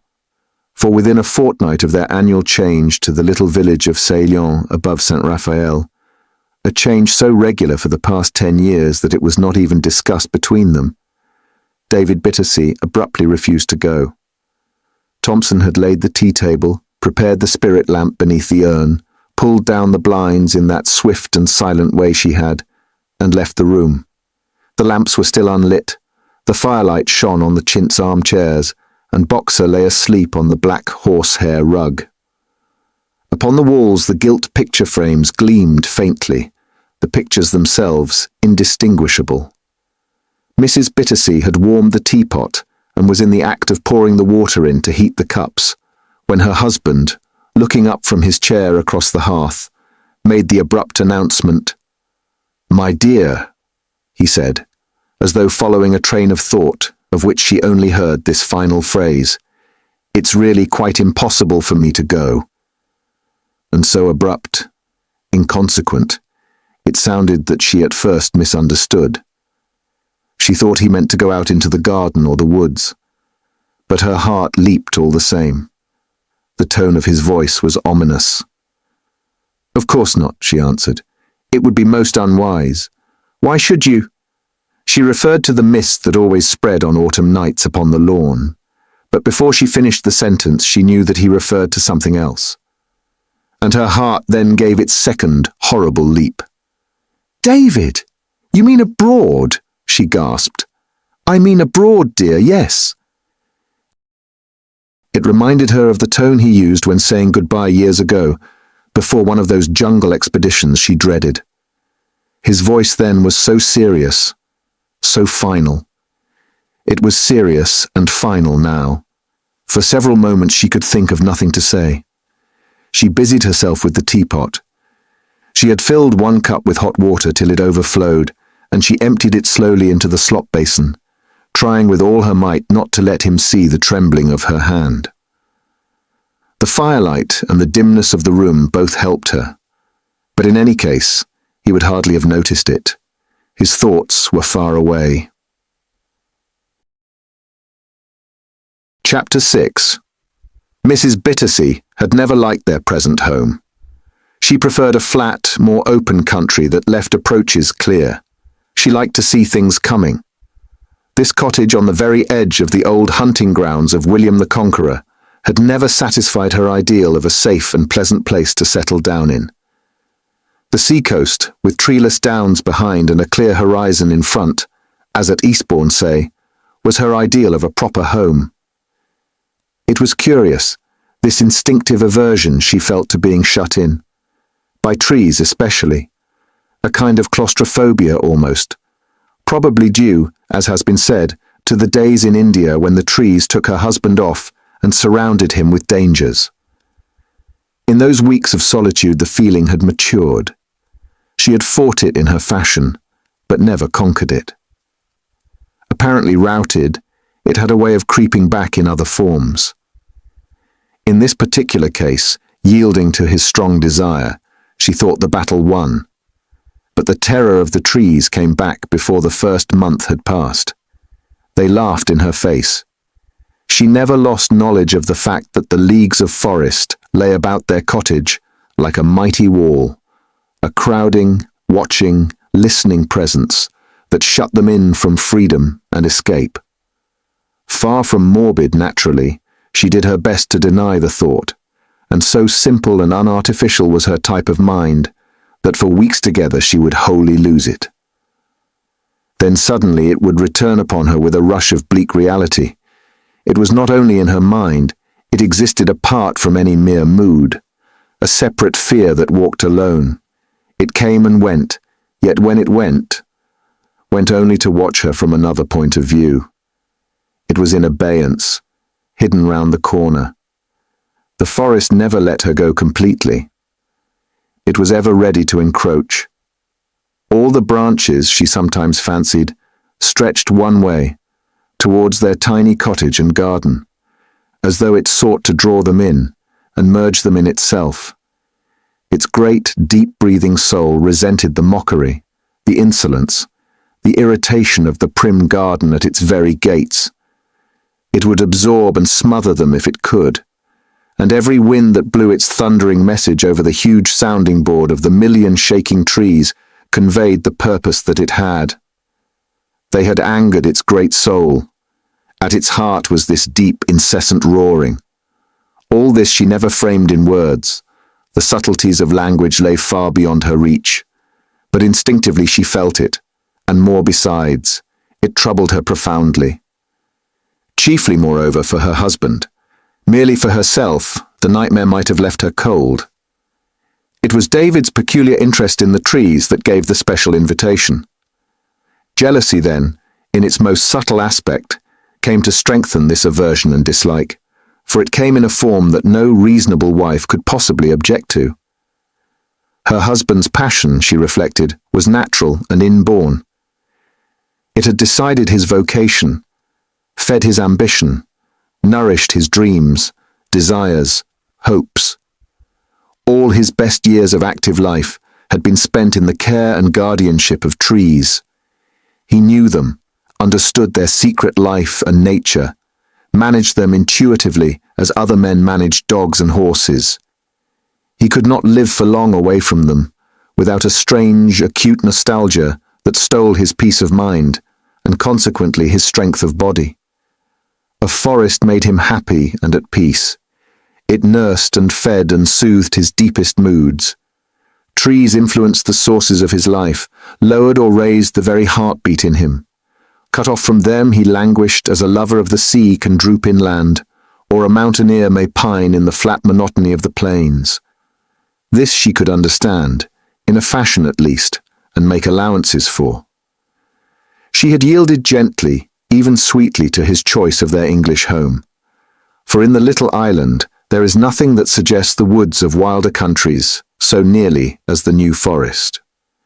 It has the genuine air and mystery, the depth and splendor, the loneliness, and there the strong, untamable quality of old-time forests, as Bittersea of the department knew them. In a single detail only had he yielded to her wishes. He consented to a cottage on the edge, instead of in the heart of it. And for a dozen years now, they had dwelt in peace and happiness at the lips of this great spreading thing that covered so many leagues with its tangle of swamps and moors and splendid ancient trees. Only with the last 2 years or so, with his own increasing age, and physical decline perhaps, had come this marked growth of passionate interest in the welfare of the forest. She had watched it grow, at first had laughed at it, then talked sympathetically so far as sincerity permitted, then had argued mildly, and finally come to realize that its treatment lay altogether beyond her powers, and so had come to fear it with all her heart. The 6 weeks they annually spent away from their English home, each regarded very differently, of course. For her husband it meant a painful exile that did his health no good. He yearned for his trees, the sight and sound and smell of them, but for herself it meant release from a haunting dread, escape. To renounce those 6 weeks by the sea on the sunny, shining coast of France was almost more than this little woman, even with her unselfishness, could face. After the first shock of the announcement, she reflected as deeply as her nature permitted, prayed, wept in secret, and made up her mind. Duty, she felt clearly, pointed to renouncement. The discipline would certainly be severe, she did not dream at the moment how severe. But this fine, consistent little Christian saw it plain. She accepted it too, without any sighing of the martyr, though the courage she showed was of the martyr order. Her husband should never know the cost. In all but this one passion, his unselfishness was ever as great as her own. The love she had borne him all these years, like the love she bore her anthropomorphic deity, was deep and real. She loved to suffer for them both. Besides, the way her husband had put it to her was singular. It did not take the form of a mere selfish predilection. Something higher than two wills in conflict-seeking compromise was in it from the beginning. "I feel, Sophia, it would be really more than I could manage," he said slowly, gazing into the fire over the tops of his stretched-out muddy boots. "My duty and my happiness lie here with the forest and with you. My life is deeply rooted in this place. Something I can't define connects my inner being with these trees, and separation would make me ill, might even kill me. My hold on life would weaken. Here is my source of supply. I cannot explain it better than that." He looked up steadily into her face across the table so that she saw the gravity of his expression and the shining of his steady eyes. "David, you feel it as strongly as that," she said, forgetting the tea things altogether. "Yes," he replied, "I do, and it's not of the body only. I feel it in my soul." The reality of what he hinted at crept into that shadow-covered room like an actual presence and stood beside them. It came not by the windows or the door, but it filled the entire space between the walls and ceiling. It took the heat from the fire before her face. She felt suddenly cold, confused a little, frightened. She almost felt the rush of foliage in the wind. It stood between them. "There are things, some things," she faltered, "we are not intended to know, I think." The words expressed her general attitude to life, not alone to this particular incident. And after a pause of several minutes, disregarding the criticism as though he had not heard it, "I cannot explain it better than that, you see," his grave voice answered. "There is this deep, tremendous link, some secret power they emanate that keeps me well and happy and alive. If you cannot understand, I feel at least you may be able to forgive." His tone grew tender, gentle, soft. "My selfishness, I know, must seem quite unforgivable. I cannot help it somehow. These trees, this ancient forest, both seem knitted into all that makes me live, and if I go—" There was a little sound of collapse in his voice. He stopped abruptly and sank back in his chair, and at that, a distinct lump came up into her throat, which she had great difficulty in managing, while she went over and put her arms about him. "My dear," she murmured, "God will direct. We will accept his guidance. He has always shown the way before." "My selfishness afflicts me," he began, but she would not let him finish. "David, he will direct. Nothing shall harm you. You've never once been selfish, and I cannot bear to hear you say such things. The way will open that is best for you, for both of us." She kissed him. She would not let him speak. Her heart was in her throat, and she felt for him far more than for herself. And then he had suggested that she should go alone, perhaps for a shorter time, and stay in her brother's villa with the children, Alice and Stephen. It was always open to her, as she well knew. "You need the change," he said, when the lamps had been lit and the servant had gone out again. "You need it as much as I dread it. I could manage somehow until you returned, and should feel happier that way if you went. I cannot leave this forest that I love so well. I even feel, Sophie dear," he sat up straight and faced her as he half whispered it, "that I can never leave it again. My life and happiness lie here together." And Eve, while scorning the idea that she could leave him alone with the influence of the forest all about him to have its unimpeded way, she felt the pangs of that subtle jealousy bite keen and close. He loved the forest better than herself, for he placed it first. Behind the words, moreover, hid the unuttered thought that made her so uneasy. The terror Sanderson had brought revived and shook its wings before her very eyes. For the whole conversation, of which this was a fragment, conveyed the unutterable implication that while he could not spare the trees, they equally could not spare him. The vividness with which he managed to conceal and yet betray the fact brought a profound distress that crossed the border between presentiment and warning into positive alarm. He clearly felt that the trees would miss him. The trees he tended, guarded, watched over, loved. "David, I shall stay here with you. I think you need me, really, don't you?" Eagerly, with a touch of heartfelt passion, the words poured out. "Now more than ever, dear. God bless you for your sweet unselfishness. And your sacrifice," he added, "is all the greater, because you cannot understand the thing that makes it necessary for me to stay. Perhaps in the spring instead," she said with a tremor in the voice. "In the spring, perhaps," he answered gently, almost beneath his breath. "For they will not need me then. All the world can love them in the spring. It's in the winter that they're lonely and neglected. I wish to stay with them, particularly then. I even feel I ought to, and I must." And in this way, without further speech, the decision was made. Mrs. Bittersea, at least, asked no more questions. Yet she could not bring herself to show more sympathy than was necessary. She felt, for one thing, that if she did, it might lead him to speak freely, and to tell her things she could not possibly bear to know. And she dared not take the risk of that. Chapter 7. This was at the end of summer, but the autumn followed close. The conversation really marked the threshold between the two seasons, and marked at the same time the line between her husband's negative and aggressive state. She almost felt she had done wrong to yield. He grew so bold, concealment all discarded. He went, that is, quite openly, to the woods, forgetting all his duties, all his former occupations.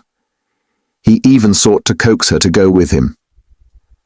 The hidden thing blazed out without disguise, and while she trembled at his energy, she admired the virile passion he displayed.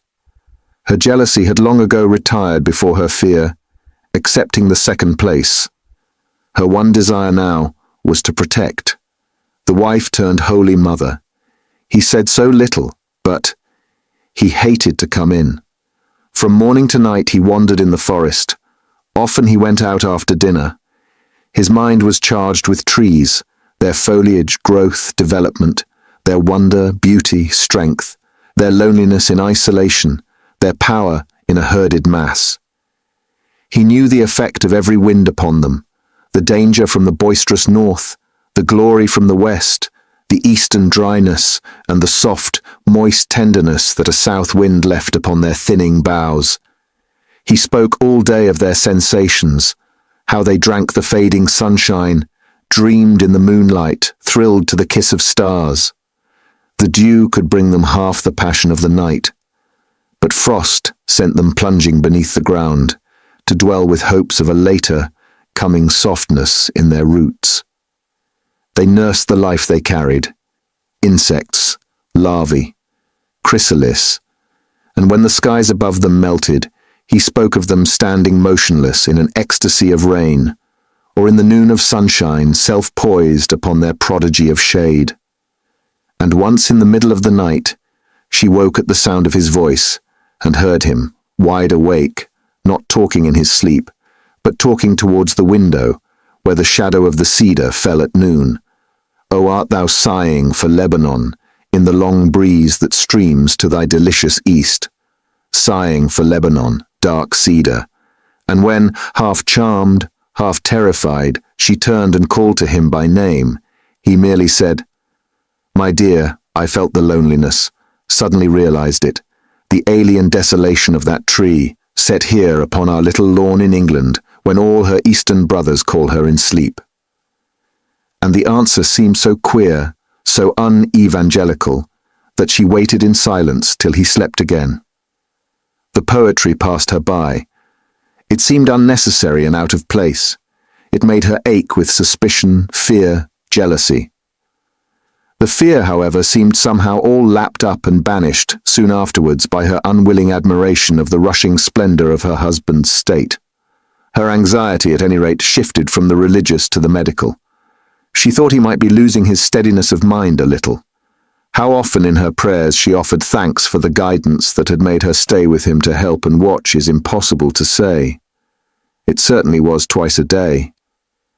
She even went so far once, when Mr. Mortimer the vicar called, and brought with him a more or less distinguished doctor, as to tell the professional man privately some symptoms of her husband's queerness. And his answer that there was nothing he could prescribe, for added not a little to her sense of unholy bewilderment.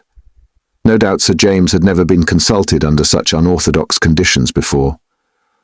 His sense of what was becoming naturally overrode his acquired instincts as a skilled instrument that might help the race. "No fever, you think?" she asked insistently, with hurry, determined to get something from him. "Nothing that I can deal with, as I told you, madam," replied the offended allopathic knight. Evidently, he did not care about being invited to examine patients in this surreptitious way before a teapot on the lawn.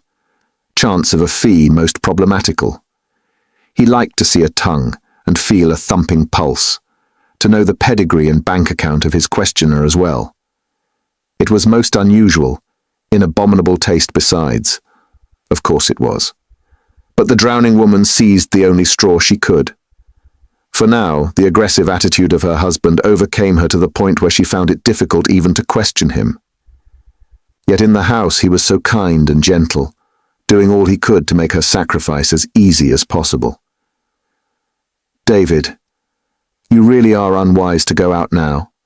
The night is damp and very chilly. The ground is soaked in dew. You'll catch your death of cold." His face lightened.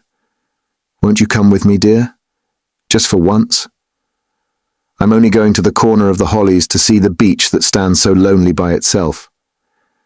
She had been out with him in the short dark afternoon, and they had passed that evil group of hollies where the gypsies camped. Nothing else would grow there, but the hollies thrive upon the stony soil. "David, the beach is all right and safe." She had learned his phraseology a little, made clever out of due season by her love. "There's no wind tonight." "But it's rising," he answered, "rising in the east. I heard it in the bare and hungry larches. They need the sun and dew, and always cry out when the wind's upon them from the east." She sent a short, unspoken prayer most swiftly to her deity as she heard him say it. For every time now, when he spoke in this familiar, intimate way of the life of the trees, she felt a sheet of cold, fastened tight against her very skin and flesh. She shivered. How could he possibly know such things? Yet in all else, and in the relations of his daily life, he was sane and reasonable, loving, kind and tender. It was only on the subject of the trees he seemed unhinged and queer. Most curiously, it seemed that, since the collapse of the cedar, They both loved, though in different fashion. His departure from the normal had increased. Why else did he watch them as a man might watch a sickly child? Why did he hunger especially in the dusk to catch their mood of night, as he called it? Why think so carefully upon them when the frost was threatening or the wind appeared to rise? As she put it so frequently now herself, how could he possibly know such things? He went. As she closed the front door after him, she heard the distant roaring in the forest. And then it suddenly struck her. How could she know them too? It dropped upon her like a blow that she felt at once all over, upon body, heart, and mind. The discovery rushed out from its ambush to overwhelm. The truth of it, making all arguing futile, numbed her faculties. But though at first it deadened her, she soon revived, and her being rose into aggressive opposition. A wild yet calculated courage like that which animates the leaders of splendid forlorn hopes flamed in her little person, flamed grandly and invincible. While knowing herself insignificant and weak, she knew at the same time that power at her back which moves the worlds. The faith that filled her was the weapon in her hands, and the right by which she claimed it. But the spirit of utter, selfless sacrifice that characterized her life was the means by which she mastered its immediate use. For a kind of white and faultless intuition guided her to the attack. Behind her stood her Bible and her God. How so magnificent a divination came to her at all may well be a matter for astonishment, though some clue of explanation lies perhaps in the very simpleness of her nature. At any rate, she saw quite clearly certain things. Saw them in moments only, after prayer, in the still silence of the night, or when left alone those long hours in the house with her knitting and her thoughts, and the guidance which then flashed into her remained, even after the manner of its coming was forgotten. They came to her, these things she saw, formless, wordless. She could not put them into any kind of language, but by the very fact of being uncaught in sentences, they retained their original clear vigor. Hours of patient waiting brought the first, and the others followed easily afterwards, by degrees, on subsequent days, a little and a little. Her husband had been gone since early morning, and had taken his luncheon with him. She was sitting by the tea things, the cups and teapot warmed, the muffins in the fender keeping hot, all ready for his return, when she realized quite abruptly that this thing which took him off, which kept him out so many hours day after day, this thing that was against her own little will and instincts, was enormous as the sea. It was no mere prettiness of single trees, but something massed and mountainous. About her rose the wall of its huge opposition to the sky, its scale gigantic, its power utterly prodigious. What she knew of it hitherto as green and delicate forms waving and rustling in the winds was but, as it were, the spray of foam that broke into sight upon the nearer edge of viewless depths far, far away. The trees indeed were sentinels set visibly about the limits of a camp that itself remained invisible. The awful hum and murmur of the main body in the distance passed into that still room about her with the firelight and hissing kettle. Out yonder, in the forest further out, the thing that was ever roaring at the center was dreadfully increasing. The sense of definite battle, too, battle between herself and the forest for his soul, came with it. Its presentiment was as clear as though Thompson had come into the room and quietly told her that the cottage was surrounded. "Please, ma'am, there are trees come up about the house," she might have suddenly announced, and equally might have heard her own answer. "It's all right, Thompson. The main body is still far away." Immediately upon its heels, then, came another truth, with a close reality that shocked her. She saw that jealousy was not confined to the human and animal world alone, but ran through all creation. The vegetable kingdom knew it too. So-called inanimate nature shared it with the rest. Trees felt it. This forest, just beyond the window, standing there in the silence of the autumn evening across the little lawn. This forest understood it equally. The remorseless, branching power that sought to keep exclusively for itself the thing it loved and needed, spread like a running desire through all its million leaves and stems and roots. In humans, of course, it was consciously directed. In animals, it acted with frank instinctiveness. But in trees, this jealousy rose in some blind tide of impersonal and unconscious wrath that would sweep opposition from its path, as the wind sweeps powdered snow from the surface of the ice. Their number was a host, with endless reinforcements, and once it realized its passion was returned, the power increased. Her husband loved the trees. They had become aware of it. They would take him from her in the end. Then, while she heard his footsteps in the hall and the closing of the front door, she saw a third thing clearly. Realized the widening of the gap between herself and him.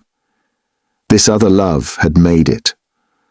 All these weeks of the summer when she felt so close to him, now especially when she had made the biggest sacrifice of her life to stay by his side and help him, he had been slowly, surely, drawing away. The estrangement was here and now, a fact accomplished. It had been all this time maturing. There yawned this broad, deep space between them. Across the empty distance, she saw the change in merciless perspective. It revealed his face and figure, dearly loved, once fondly worshipped. Far on the other side in shadowy distance, small, the back turned from her and moving while she watched, moving away from her. They had their tea in silence then. She asked no questions. He volunteered no information of his day. The heart was big within her, and the terrible loneliness of age spread through her like a rising, icy mist. She watched him, filling all his wants. His hair was untidy and his boots were caked with blackish mud. He moved with a restless, swaying motion that somehow blanched her cheek and sent a miserable shivering down her back. It reminded her of trees. His eyes were very bright. He brought in with him an odor of the earth and forest that seemed to choke her and make it difficult to breathe. And, what she noticed with a climax of almost uncontrollable alarm, upon his face beneath the lamplight shone traces of a mild, faint glory that made her think of moonlight falling upon a wood through speckled shadows. It was his newfound happiness that shone there, a happiness uncaused by her, and in which she had no part. In his coat was a spray of faded yellow beech leaves. "I brought this from the forest to you," he said, with all the air that belonged to his little acts of devotion long ago. And she took the spray of leaves mechanically with a smile and a murmured, "Thank you, dear," as though he had unknowingly put into her hands the weapon for her own destruction, and she had accepted it. And when the tea was over and he left the room, he did not go to his study or to change his clothes. She heard the front door softly shut behind him as he again went out towards the forest. A moment later, she was in her room upstairs, kneeling beside the bed, the side she slept on, and praying wildly through a flood of tears that God would save and keep him to her. Wind brushed the window panes behind her while she knelt. Chapter 8. One sunny November morning, when the strain had reached a pitch that made repression almost unmanageable, she came to an impulsive decision and obeyed it. Her husband had again gone out with luncheon for the day. She took adventure in her hands and followed him. The power of seeing clear was strong upon her, forcing her up to some unnatural level of understanding.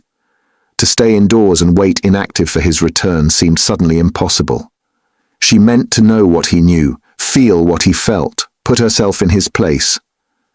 She would dare the fascination of the forest, share it with him. It was greatly daring, but it would give her greater understanding how to help and save him, and therefore greater power. She went upstairs a moment first to pray. In a thick, warm skirt and wearing heavy boots, those walking boots she used with him upon the mountains about Séance, She left the cottage by the back way and turned towards the forest. She could not actually follow him, for he had started off an hour before, and she knew not exactly his direction. What was so urgent in her was the wish to be with him in the woods, to walk beneath leafless branches, just as he did, to be there when he was there, even though not together. For it had come to her that she might thus share with him for once this horrible mighty life and breathing of the trees he loved. In winter, he had said, they needed him particularly, and winter now was coming. Her love must bring her something of what he felt himself, the huge attraction, the suction and the pull of all the trees. Thus, in some vicarious fashion, she might share, though unknown to himself, this very thing that was taking him away from her. She might thus even lessen its attack upon himself. The impulse came to her clairvoyantly, and she obeyed without a sign of hesitation. Deeper comprehension would come to her of the whole awful puzzle, and come it did, yet not in the way she imagined and expected. The air was very still, the sky a cold, pale blue but cloudless. The entire forest stood silent, at attention. It knew perfectly well that she had come. It knew the moment when she entered, watched and followed her, and behind her something dropped without a sound and shut her in. Her feet upon the glades of mossy grass fell silently, as the oaks and beeches shifted past in rows and took up their positions at her back. It was not pleasant. This way they grew so dense behind her the instant she had passed. She realized that they gathered in an ever-growing army, massed, herded, trooped, between her and the cottage, shutting off escape. They let her pass so easily, but to get out again, she would know them differently. Thick, crowded, branches all drawn and hostile. Already their increasing numbers bewildered her. In front, they looked so sparse and scattered, with open spaces where the sunshine fell. But when she turned, it seemed they stood so close together, a serried army, darkening the sunlight. They blocked the day, collected all the shadows, stood with their leafless and forbidding rampart like the night. They swallowed down into themselves the very glade by which she came. For when she glanced behind her, rarely, the way she had come was shadowy and lost. Yet the morning sparkled overhead, and a glance of excitement ran quivering through the entire day. It was what she always knew as children's weather, so clear and harmless, without a sign of danger, nothing ominous to threaten or alarm. Steadfast in her purpose, looking back as little as she dared, Sophia Bittersea marched slowly and deliberately into the heart of the silent woods, deeper, ever deeper, and then, abruptly, in an open space where the sunshine fell unhindered, she stopped. It was one of the breathing places of the forest. Dead, withered bracken lay in patches of unsightly grey. There were bits of heather, too. All round the trees stood looking on, oak, beech, holly, ash, pine, larch, with here and there small groups of juniper. On the lips of this breathing space of the woods, she stopped to rest, disobeying her instinct for the first time. For the other instinct in her was to go on. She did not really want to rest. This was the little act that brought it to her. The wireless message from a vast emitter. "I've been stopped," she thought to herself with a horrid qualm. She looked about her in this quiet, ancient place. Nothing stirred. There was no life nor sign of life, no birds sang, no rabbits scuttled off at her approach. The stillness was bewildering, and gravity hung down upon it like a heavy curtain. It hushed the heart in her. Could this be part of what her husband felt? This sense of thick entanglement with stems, boughs, roots, and foliage. This has always been as it is now, she thought, yet not knowing why she thought it. Ever since the forest grew, it has been still and secret here. It has never changed. The curtain of silence drew closer while she said it, thickening round her. For 1,000 years. I am here with 1,000 years. and behind this place stand all the forests of the world. So foreign to her temperament were such thoughts, and so alien to all she had been taught to look for in nature, that she strove against them. She made an effort to oppose, but they clung and haunted just the same. They refused to be dispersed. The curtain hung dense and heavy, as though its texture thickened. The air with difficulty came through.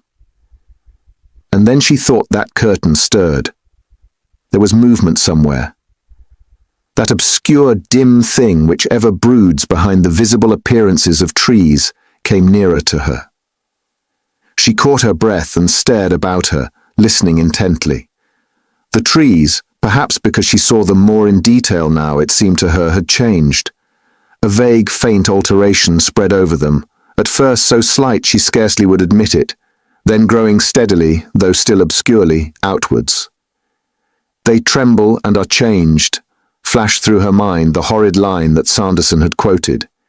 Yet the change was graceful for all the uncouthness attendant upon the size of so vast a movement. They had turned in her direction. That was it. They saw her. In this way the change expressed itself in her groping, terrified thought. Till now it had been otherwise. She had looked at them from her own point of view. Now they looked at her from theirs. They stared her in the face and eyes. They stared at her all over. In some unkind, resentful, hostile way, they watched her. Hitherto in life she had watched them variously, in superficial ways, reading into them what her own mind suggested. Now they read into her the things they actually were, and not merely another's interpretations of them. They seemed, in their motionless silence, their instinct with life, a life, moreover, that breathed about her a species of terrible soft enchantment that bewitched. It branched all through her, climbing to the brain. The forest held her with its huge and giant fascination. In this secluded breathing spot that the centuries had left untouched, she had stepped close against the hidden pulse of the whole collective mass of them. They were aware of her, and had turned to gaze with their myriad vast sight upon the intruder. They shouted at her in the silence, for she wanted to look back at them, but it was like staring at a crowd, and her glance merely shifted from one tree to another, hurriedly, finding in none the one she sought. They saw her so easily, each and all. The rows that stood behind her also stared, but she could not return the gaze. Her husband, she realized, could, and their steady stare shocked her, as though in some sense she knew that she was naked. They saw so much of her. She saw of them so little. Her efforts to return their gaze were pitiful. The constant shifting increased her bewilderment. Conscious of this awful and enormous sight all over her, she let her eyes first rest upon the ground, and then she closed them altogether. She kept the lids as tight together as ever they would go. But the sight of the trees came even into that inner darkness behind the fastened lids, for there was no escaping it. Outside, in the light, she still knew that the leaves of the hollies glittered smoothly, that the dead foliage of the oaks hung crisp in the air about her, that the needles of the little junipers were pointing all one way. The spread perception of the forest was focused on herself, and no mere shutting of the eyes could hide its scattered yet concentrated stare, the all-inclusive vision of great woods. There was no wind, yet here and there a single leaf hanging by its dried-up stalk shook all alone with great rapidity, rattling. It was the sentry drawing attention to her presence. And then again, as once long weeks before, she felt their being as a tide about her. The tide had turned. That memory of her childhood sands came back, when the nurse said, "The tide has turned now. We must go in." And she saw the mass of piled-up waters, green and heaped to the horizon, and realized that it was slowly coming in. The gigantic mass of it, too vast for hurry, loaded with massive purpose she used to feel, was moving towards herself. The fluid body of the sea was creeping along beneath the sky to the very spot upon the yellow sands where she stood and played. The sight and thought of it had always overwhelmed her with a sense of awe, as though her puny self were the object of the whole sea's advance. The tide has turned, we had better now go in. This was happening now about her. The same thing was happening in the woods, slow, sure and steady, and its motion as little discernible as the sea's. The tide had turned. The small human presence that had ventured among its green and mountainous depths, moreover, was its objective. That all was clear within her, while she sat and waited with tight-shut lids. But the next moment she opened her eyes with a sudden realization of something more. The presence that it sought was, after all, not hers. It was the presence of someone other than herself. And then she understood. Her eyes had opened with a click, it seemed, but the sound, in reality, was outside herself. Across the clearing where the sunshine lay so calm and still, she saw the figure of her husband moving among the trees. A man, like a tree, walking. With hands behind his back and head uplifted, he moved quite slowly, as though absorbed in his own thoughts. Hardly 50 paces separated them, but he had no inkling of her presence there so near. With mind intent and senses all turned inwards, he marched past her like a figure in a dream, and like a figure in a dream she saw him go. Love, yearning, pity rose in a storm within her, but as in nightmare she found no words or movement possible. She sat and watched him go from her, go into the deeper reaches of the green enveloping woods. Desire to save, to bid him stop and turn, ran in a passion through her being. But there was nothing she could do. She saw him go away from her, go of his own accord and willingly beyond her. She saw the branches drop about his steps and hid him. His figure faded out among the speckled shade and sunlight. The trees covered him. The tide just took him, all unresisting and content to go. Upon the bosom of the green soft sea, he floated away beyond her reach of vision. Her eyes could follow him no longer. He was gone. And then for the first time she realized, even at that distance, that the look upon his face was one of peace and happiness, rapt and caught away in joy, a look of youth. That expression now he never showed to her, but she had known it. Years ago, in the early days of their married life, she had seen it on his face. Now it no longer obeyed the summons of her presence and her love. The woods alone could call it forth. It answered to the trees.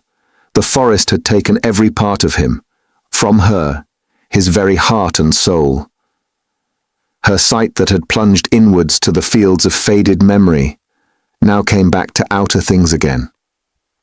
She looked about her, and her love, returning empty-handed and unsatisfied, left her open to the invading of the bleakest terror she had ever known.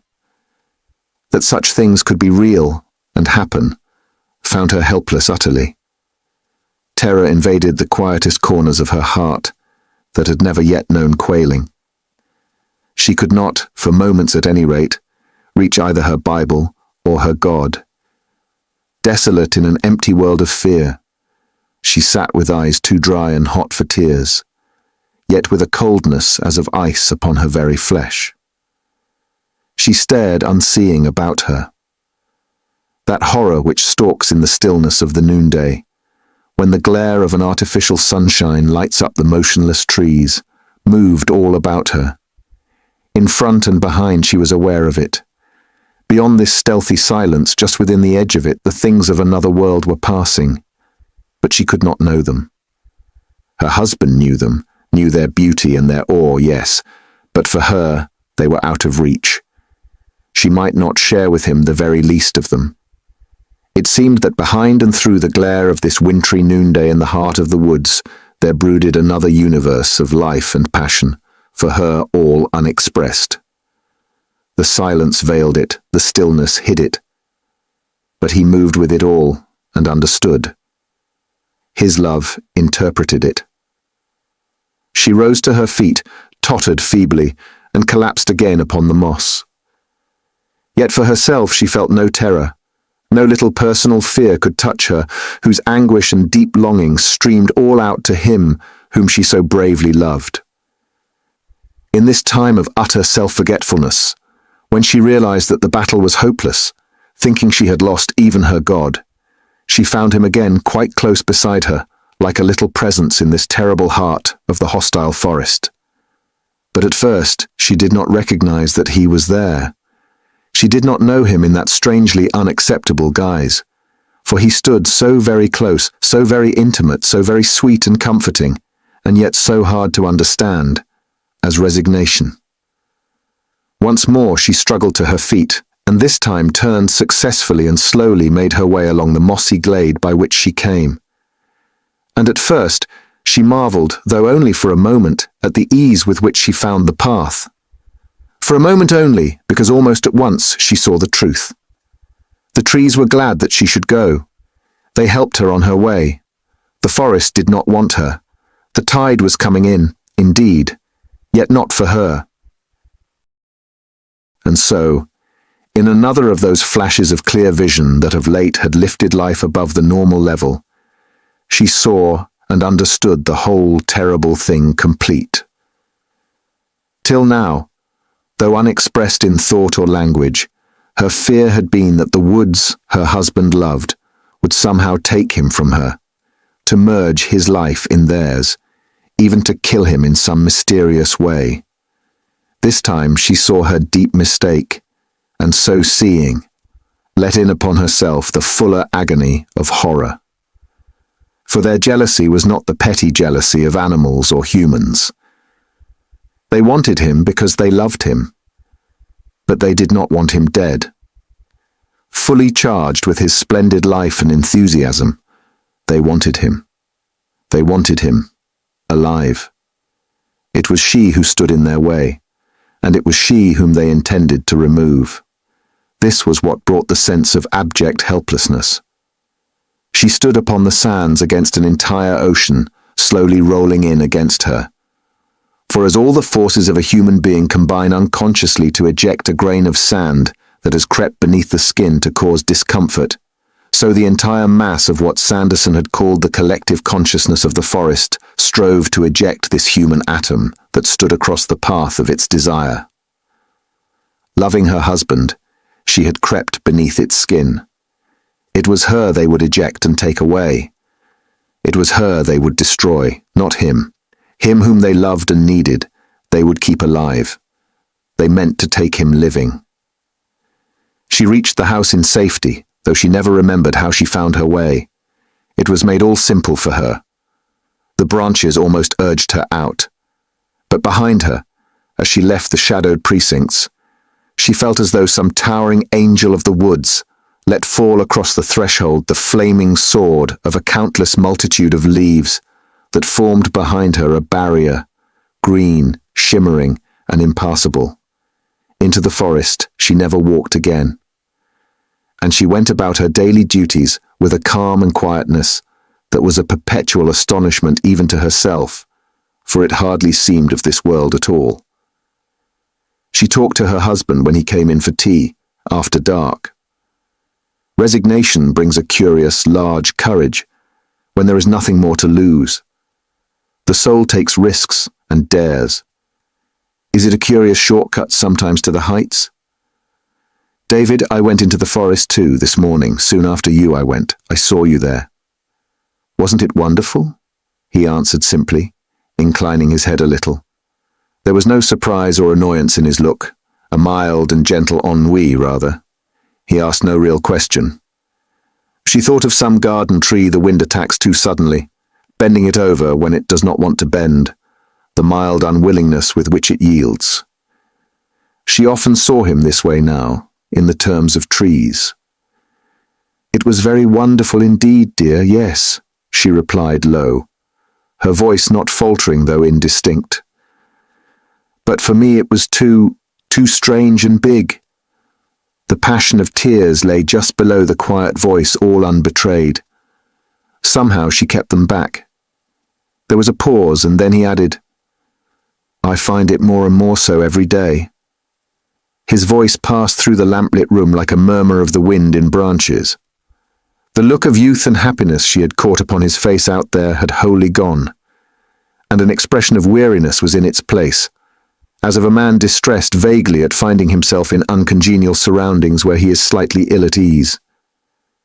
It was the house he hated, coming back to rooms and walls and furniture. The ceilings and closed windows confined him, yet in it, no suggestion that he found her irksome. Her presence seemed of no account at all, indeed he hardly noticed her.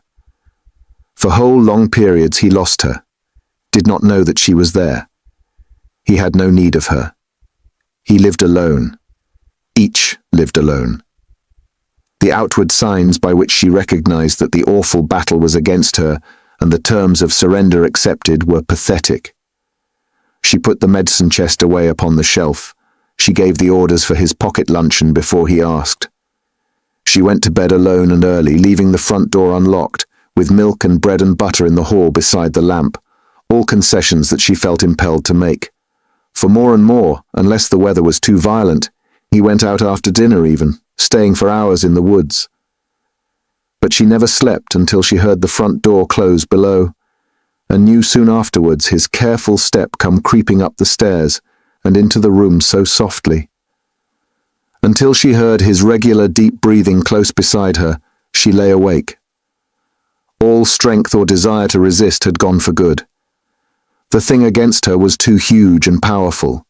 Capitulation was complete, a fact accomplished. She dated it from the day she followed him to the forest. Moreover, the time for evacuation, her own evacuation, seemed approaching. It came stealthily, ever nearer, surely and slowly as the rising tide she used to dread. At the high water mark, she stood waiting calmly, waiting to be swept away. Across the lawn, all those terrible days of early winter, the encircling forest watched it come, guiding its silent swell and currents towards her feet. Only she never once gave up her Bible or her praying. This complete resignation, moreover, had somehow brought to her a strange great understanding, and if she could not share her husband's horrible abandonment to powers outside himself, she could, and did, in some half-groping way, grasp at shadowy meanings that might make such abandonment possible, yes, but more than merely possible, in some extraordinary sense, not evil. Hitherto, she had divided the beyond world into two sharp halves, spirits good or spirits evil. But thoughts came to her now, on soft and very tentative feet, like the footsteps of the gods which are on wool, that besides these definite classes, there might be other powers as well, belonging definitely to neither one nor the other. Her thoughts stopped dead at that. But the big idea found lodgment in her little mind, and, owing to the largeness of her heart, remained there unejected. It even brought a certain solace with it. The failure, or unwillingness, as she preferred to state it, of her God to interfere and help, that also she came in a measure to understand. For here, she found it more and more possible to imagine, was perhaps no positive evil at work, but only something that usually stands away from humankind, something alien and not commonly recognized. There was a gulf fixed between the two, and Mr. Sanderson had bridged it, by his talk, his explanations, his attitude of mind. Through these, her husband had found the way into it. His temperament and natural passion for the woods had prepared the soul in him, and the moment he saw the way to go, he took it, the line of least resistance. Life was, of course, open to all, and her husband had the right to choose it where he would. He had chosen it, away from her, away from other men, but not necessarily away from God. This was an enormous concession that she skirted, never really faced. It was too revolutionary to face, but its possibility peeped into her bewildered mind. It might delay his progress, or it might advance it. Who could know? And why should God, who ordered all things with such magnificent detail, from the pathway of a sun to the falling of a sparrow, object to his free choice, or interfere to hinder him and stop. She came to realize resignation, that is, in another aspect. It gave her comfort, if not peace.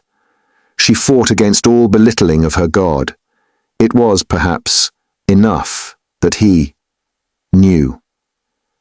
"You are not alone, dear, in the trees out there," she ventured one night, as he crept on tiptoe into the room not far from midnight. "God is with you." "Magnificently," was the immediate answer, given with enthusiasm, for he is everywhere. "And I only wish that you—" But she stuffed the clothes against her ears. That invitation on his lips was more than she could bear to hear. It seemed like asking her to hurry to her own execution.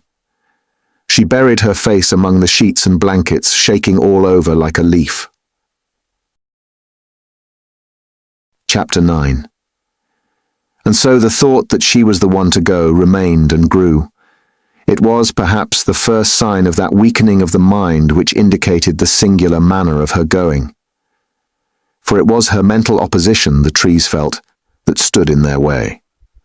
Once that was overcome, obliterated, her physical presence did not matter. She would be harmless. Having accepted defeat, because she had come to feel that his obsession was not actually evil, she accepted at the same time the conditions of an atrocious loneliness. She stood now from her husband farther than from the moon. They had no visitors. Callers were few and far between, and less encouraged than before. The empty dark of winter was before them. Among the neighbors was none in whom, without disloyalty to her husband, she could confide. Mr. Mortimer, had he been single, might have helped her in this desert of solitude that preyed upon her mind. But his wife was there the obstacle. For Mrs. Mortimer wore sandals, believed that nuts were the complete food of man, and indulged in other idiosyncrasies that classed her inevitably among the latter signs, which Mrs. Bittersea had been taught to dread as dangerous. She stood most desolately alone.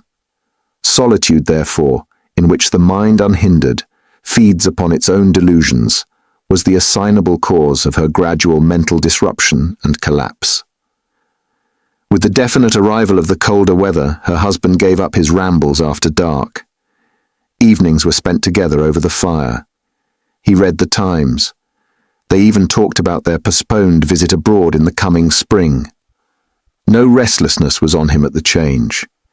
He seemed content and easy in his mind, spoke little of the trees and woods, enjoyed far better health than if there had been change of scene, and to herself was tender, kind, solicitous over trifles, as in the distant days of their first honeymoon.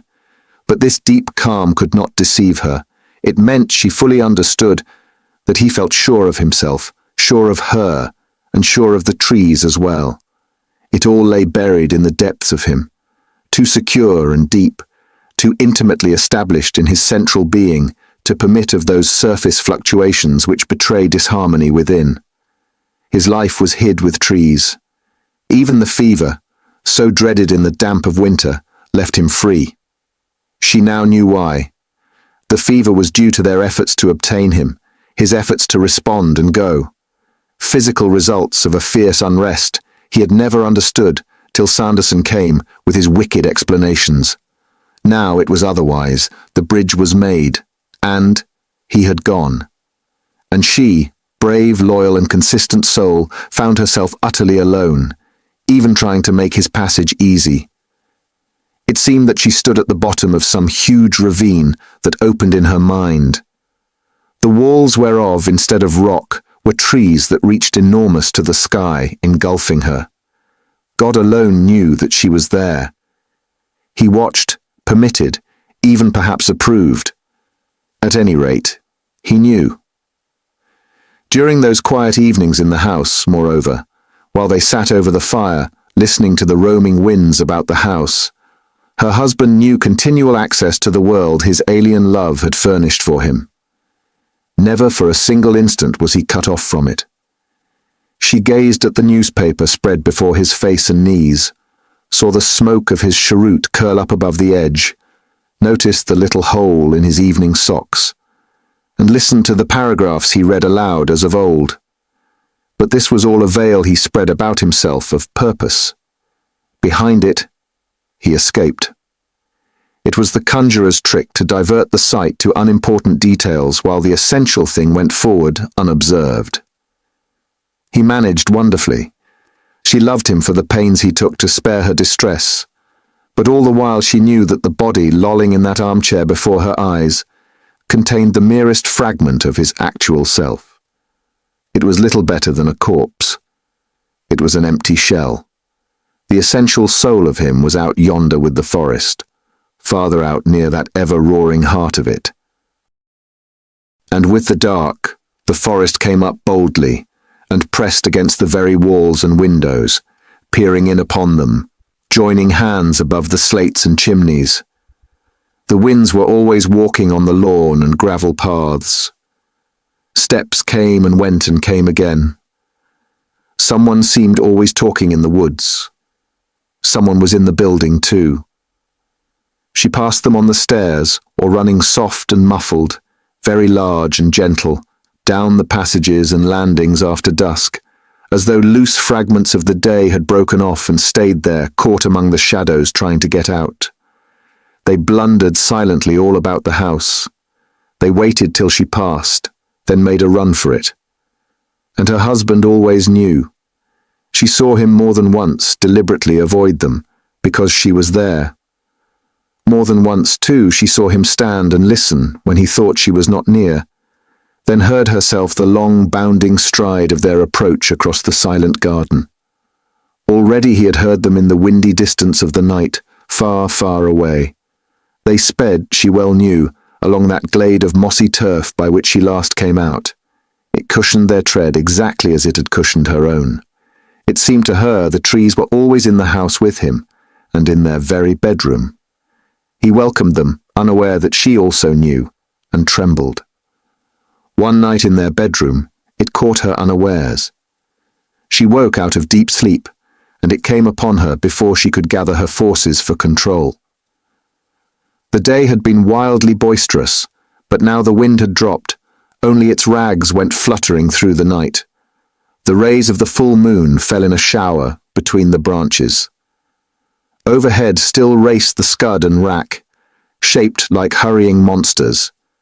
But below, the earth was quiet. Still and dripping stood the hosts of trees. Their trunks gleamed wet and sparkling where the moon caught them.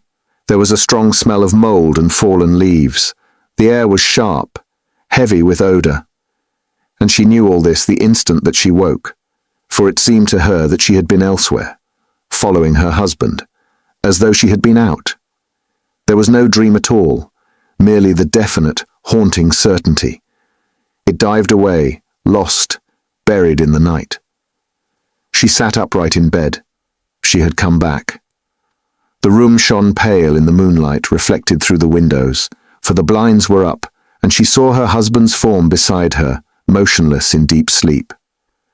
But what caught her unawares was the horrid thing that by this fact of sudden, unexpected waking she had surprised these other things in the room, beside the very bed, gathered close about him while he slept.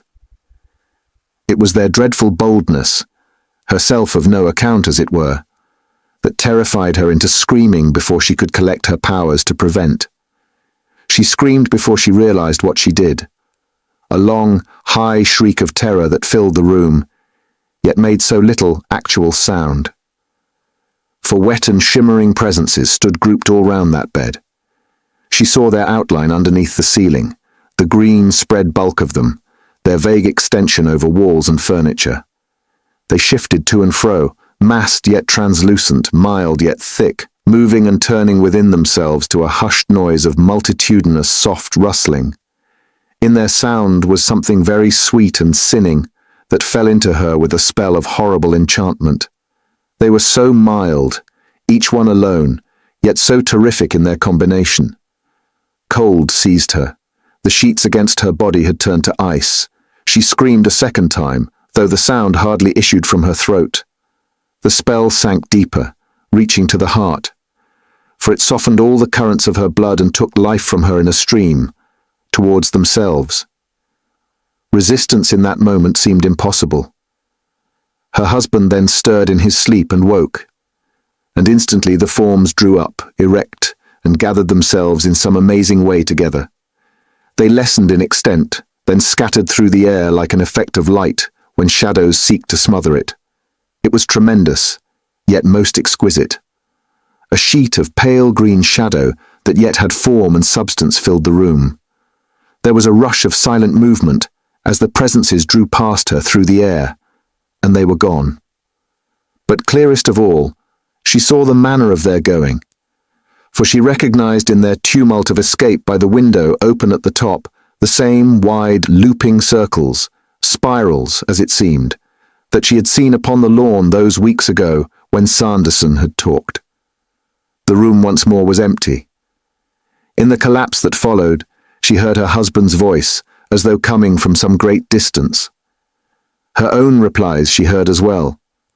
Both were so strange and unlike their normal speech, the very words unnatural. "What is it, dear? Why do you wake me now?" And his voice whispered it with a sighing sound, like wind in pine boughs. A moment since something went past me through the air of the room. Back to the night outside it went. Her voice, too, held the same note as of wind entangled among too many leaves. My dear, it was the wind. But it called, David. It was calling you by name. The air of the branches, dear, was what you heard. Now sleep again, I beg you, sleep. It had a crowd of eyes all through and over it, before and behind. Her voice grew louder, but his own in reply sank lower, far away and oddly hushed. The moonlight, dear, upon the sea of twigs and boughs in the rain, was what you saw. But it frightened me. I've lost my God, and you, I'm cold as death. My dear, it is the cold of the early morning hours. The whole world sleeps. Now sleep again yourself. He whispered close to her ear. She felt his hand stroking her. His voice was soft and very soothing. But only a part of him was there. Only a part of him was speaking. It was a half-emptied body that lay beside her and uttered these strange sentences, even forcing her own singular choice of words.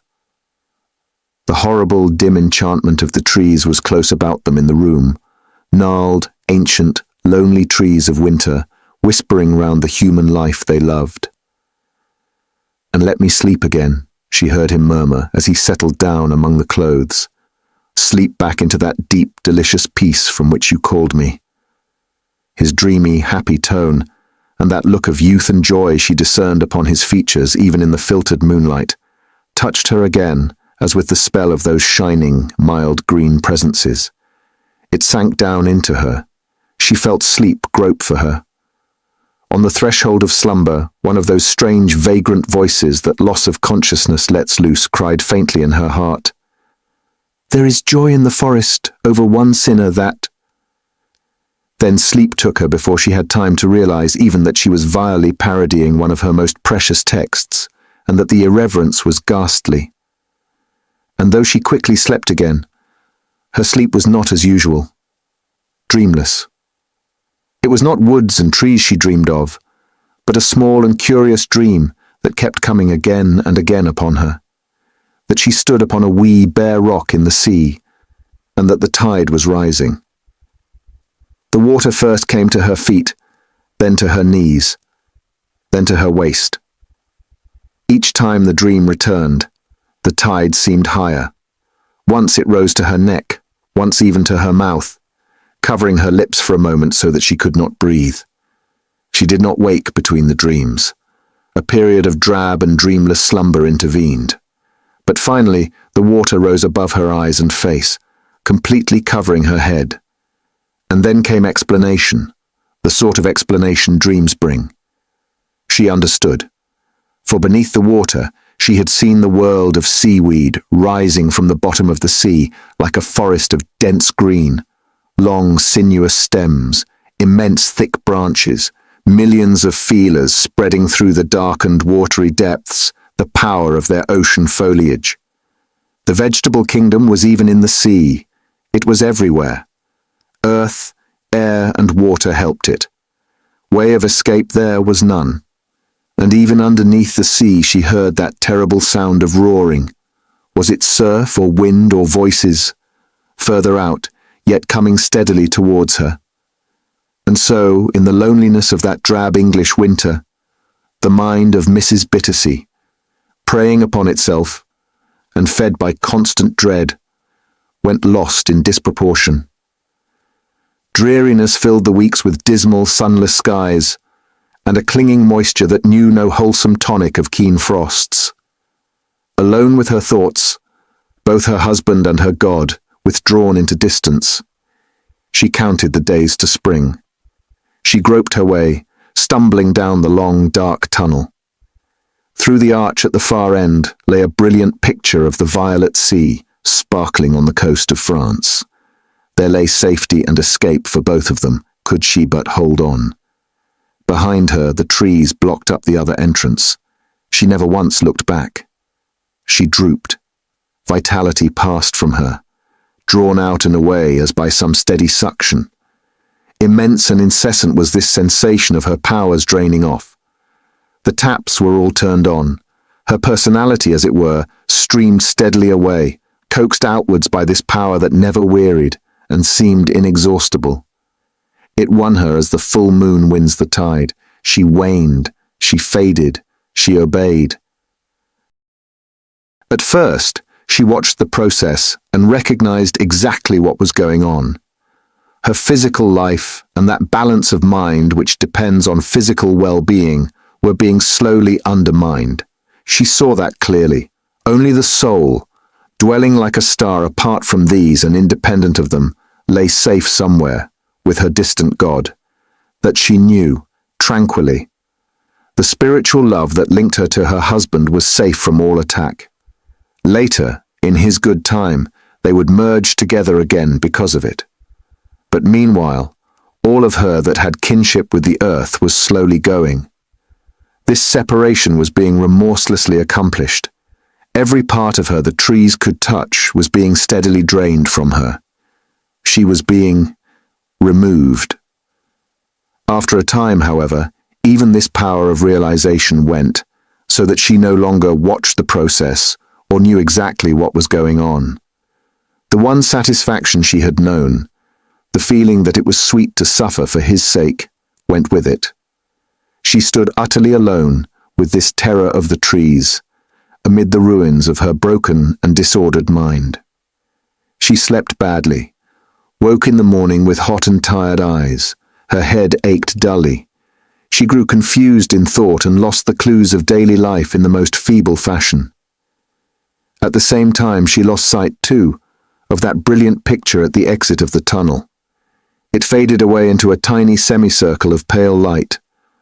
The violet sea and the sunshine the merest point of white, remote as a star and equally inaccessible. She knew now that she could never reach it. And through the darkness that stretched behind, the power of the trees came close and caught her, twining about her feet and arms, climbing to her very lips. She woke at night, finding it difficult to breathe. There seemed wet leaves pressing against her mouth and soft green tendrils clinging to her neck. Her feet were heavy, half-rooted as it were, in deep, thick earth. Huge creepers stretched along the whole of that black tunnel, feeling about her person for points where they might fasten well, as ivy or the giant parasites of the vegetable kingdom settle down on the trees themselves to sap their life and kill them. Slowly and surely the morbid growth possessed her life and held her. She feared those very winds that ran about the wintry forest. They were in league with it. They helped it everywhere. "Why don't you sleep, dear?" It was her husband now who played the role of nurse, tending her little wants with an honest care that at least aped the services of love. He was so utterly unconscious of the raging battle he had caused. "What is it keeps you so wide awake and restless?" "The winds," she whispered in the dark. For hours she had been watching the tossing of the trees through the blindless windows. "They go walking and talking everywhere tonight, keeping me awake. And all the time they call so loudly to you. And his strange, whispered answer appalled her for a moment, until the meaning of it faded and left her in a dark confusion of the mind that was now becoming almost permanent. The trees excite them in the night. The winds are the great swift carriers. Go with them, dear, and not against. You'll find sleep that way if you do. The storm is rising, she began, hardly knowing what she said. All the more then, go with them. Don't resist. They'll take you to the trees. That's all. Resist? The word touched on the button of some text that once had helped her. Resist the devil, and he will flee from you. She heard her whispered answer, and the same second had buried her face beneath the clothes in a flood of hysterical weeping. But her husband did not seem disturbed. Perhaps he did not hear it, for the wind ran just then against the windows with a booming shout, and the roaring of the forest farther out came behind the blow, surging into the room. Perhaps, too, he was already asleep again. She slowly regained a sort of dull composure.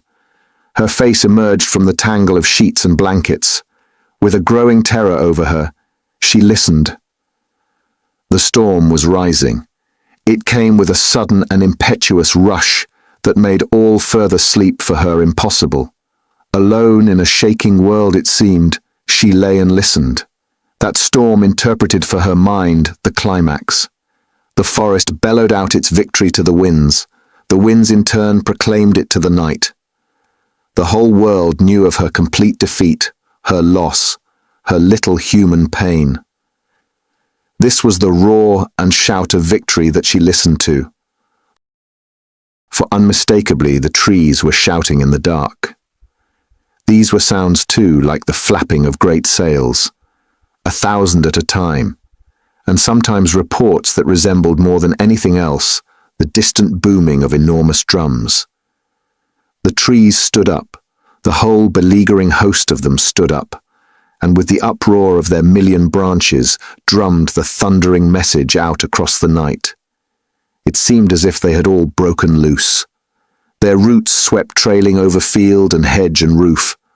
They tossed their bushy heads beneath the clouds with a wild, delighted shuffling of great boughs.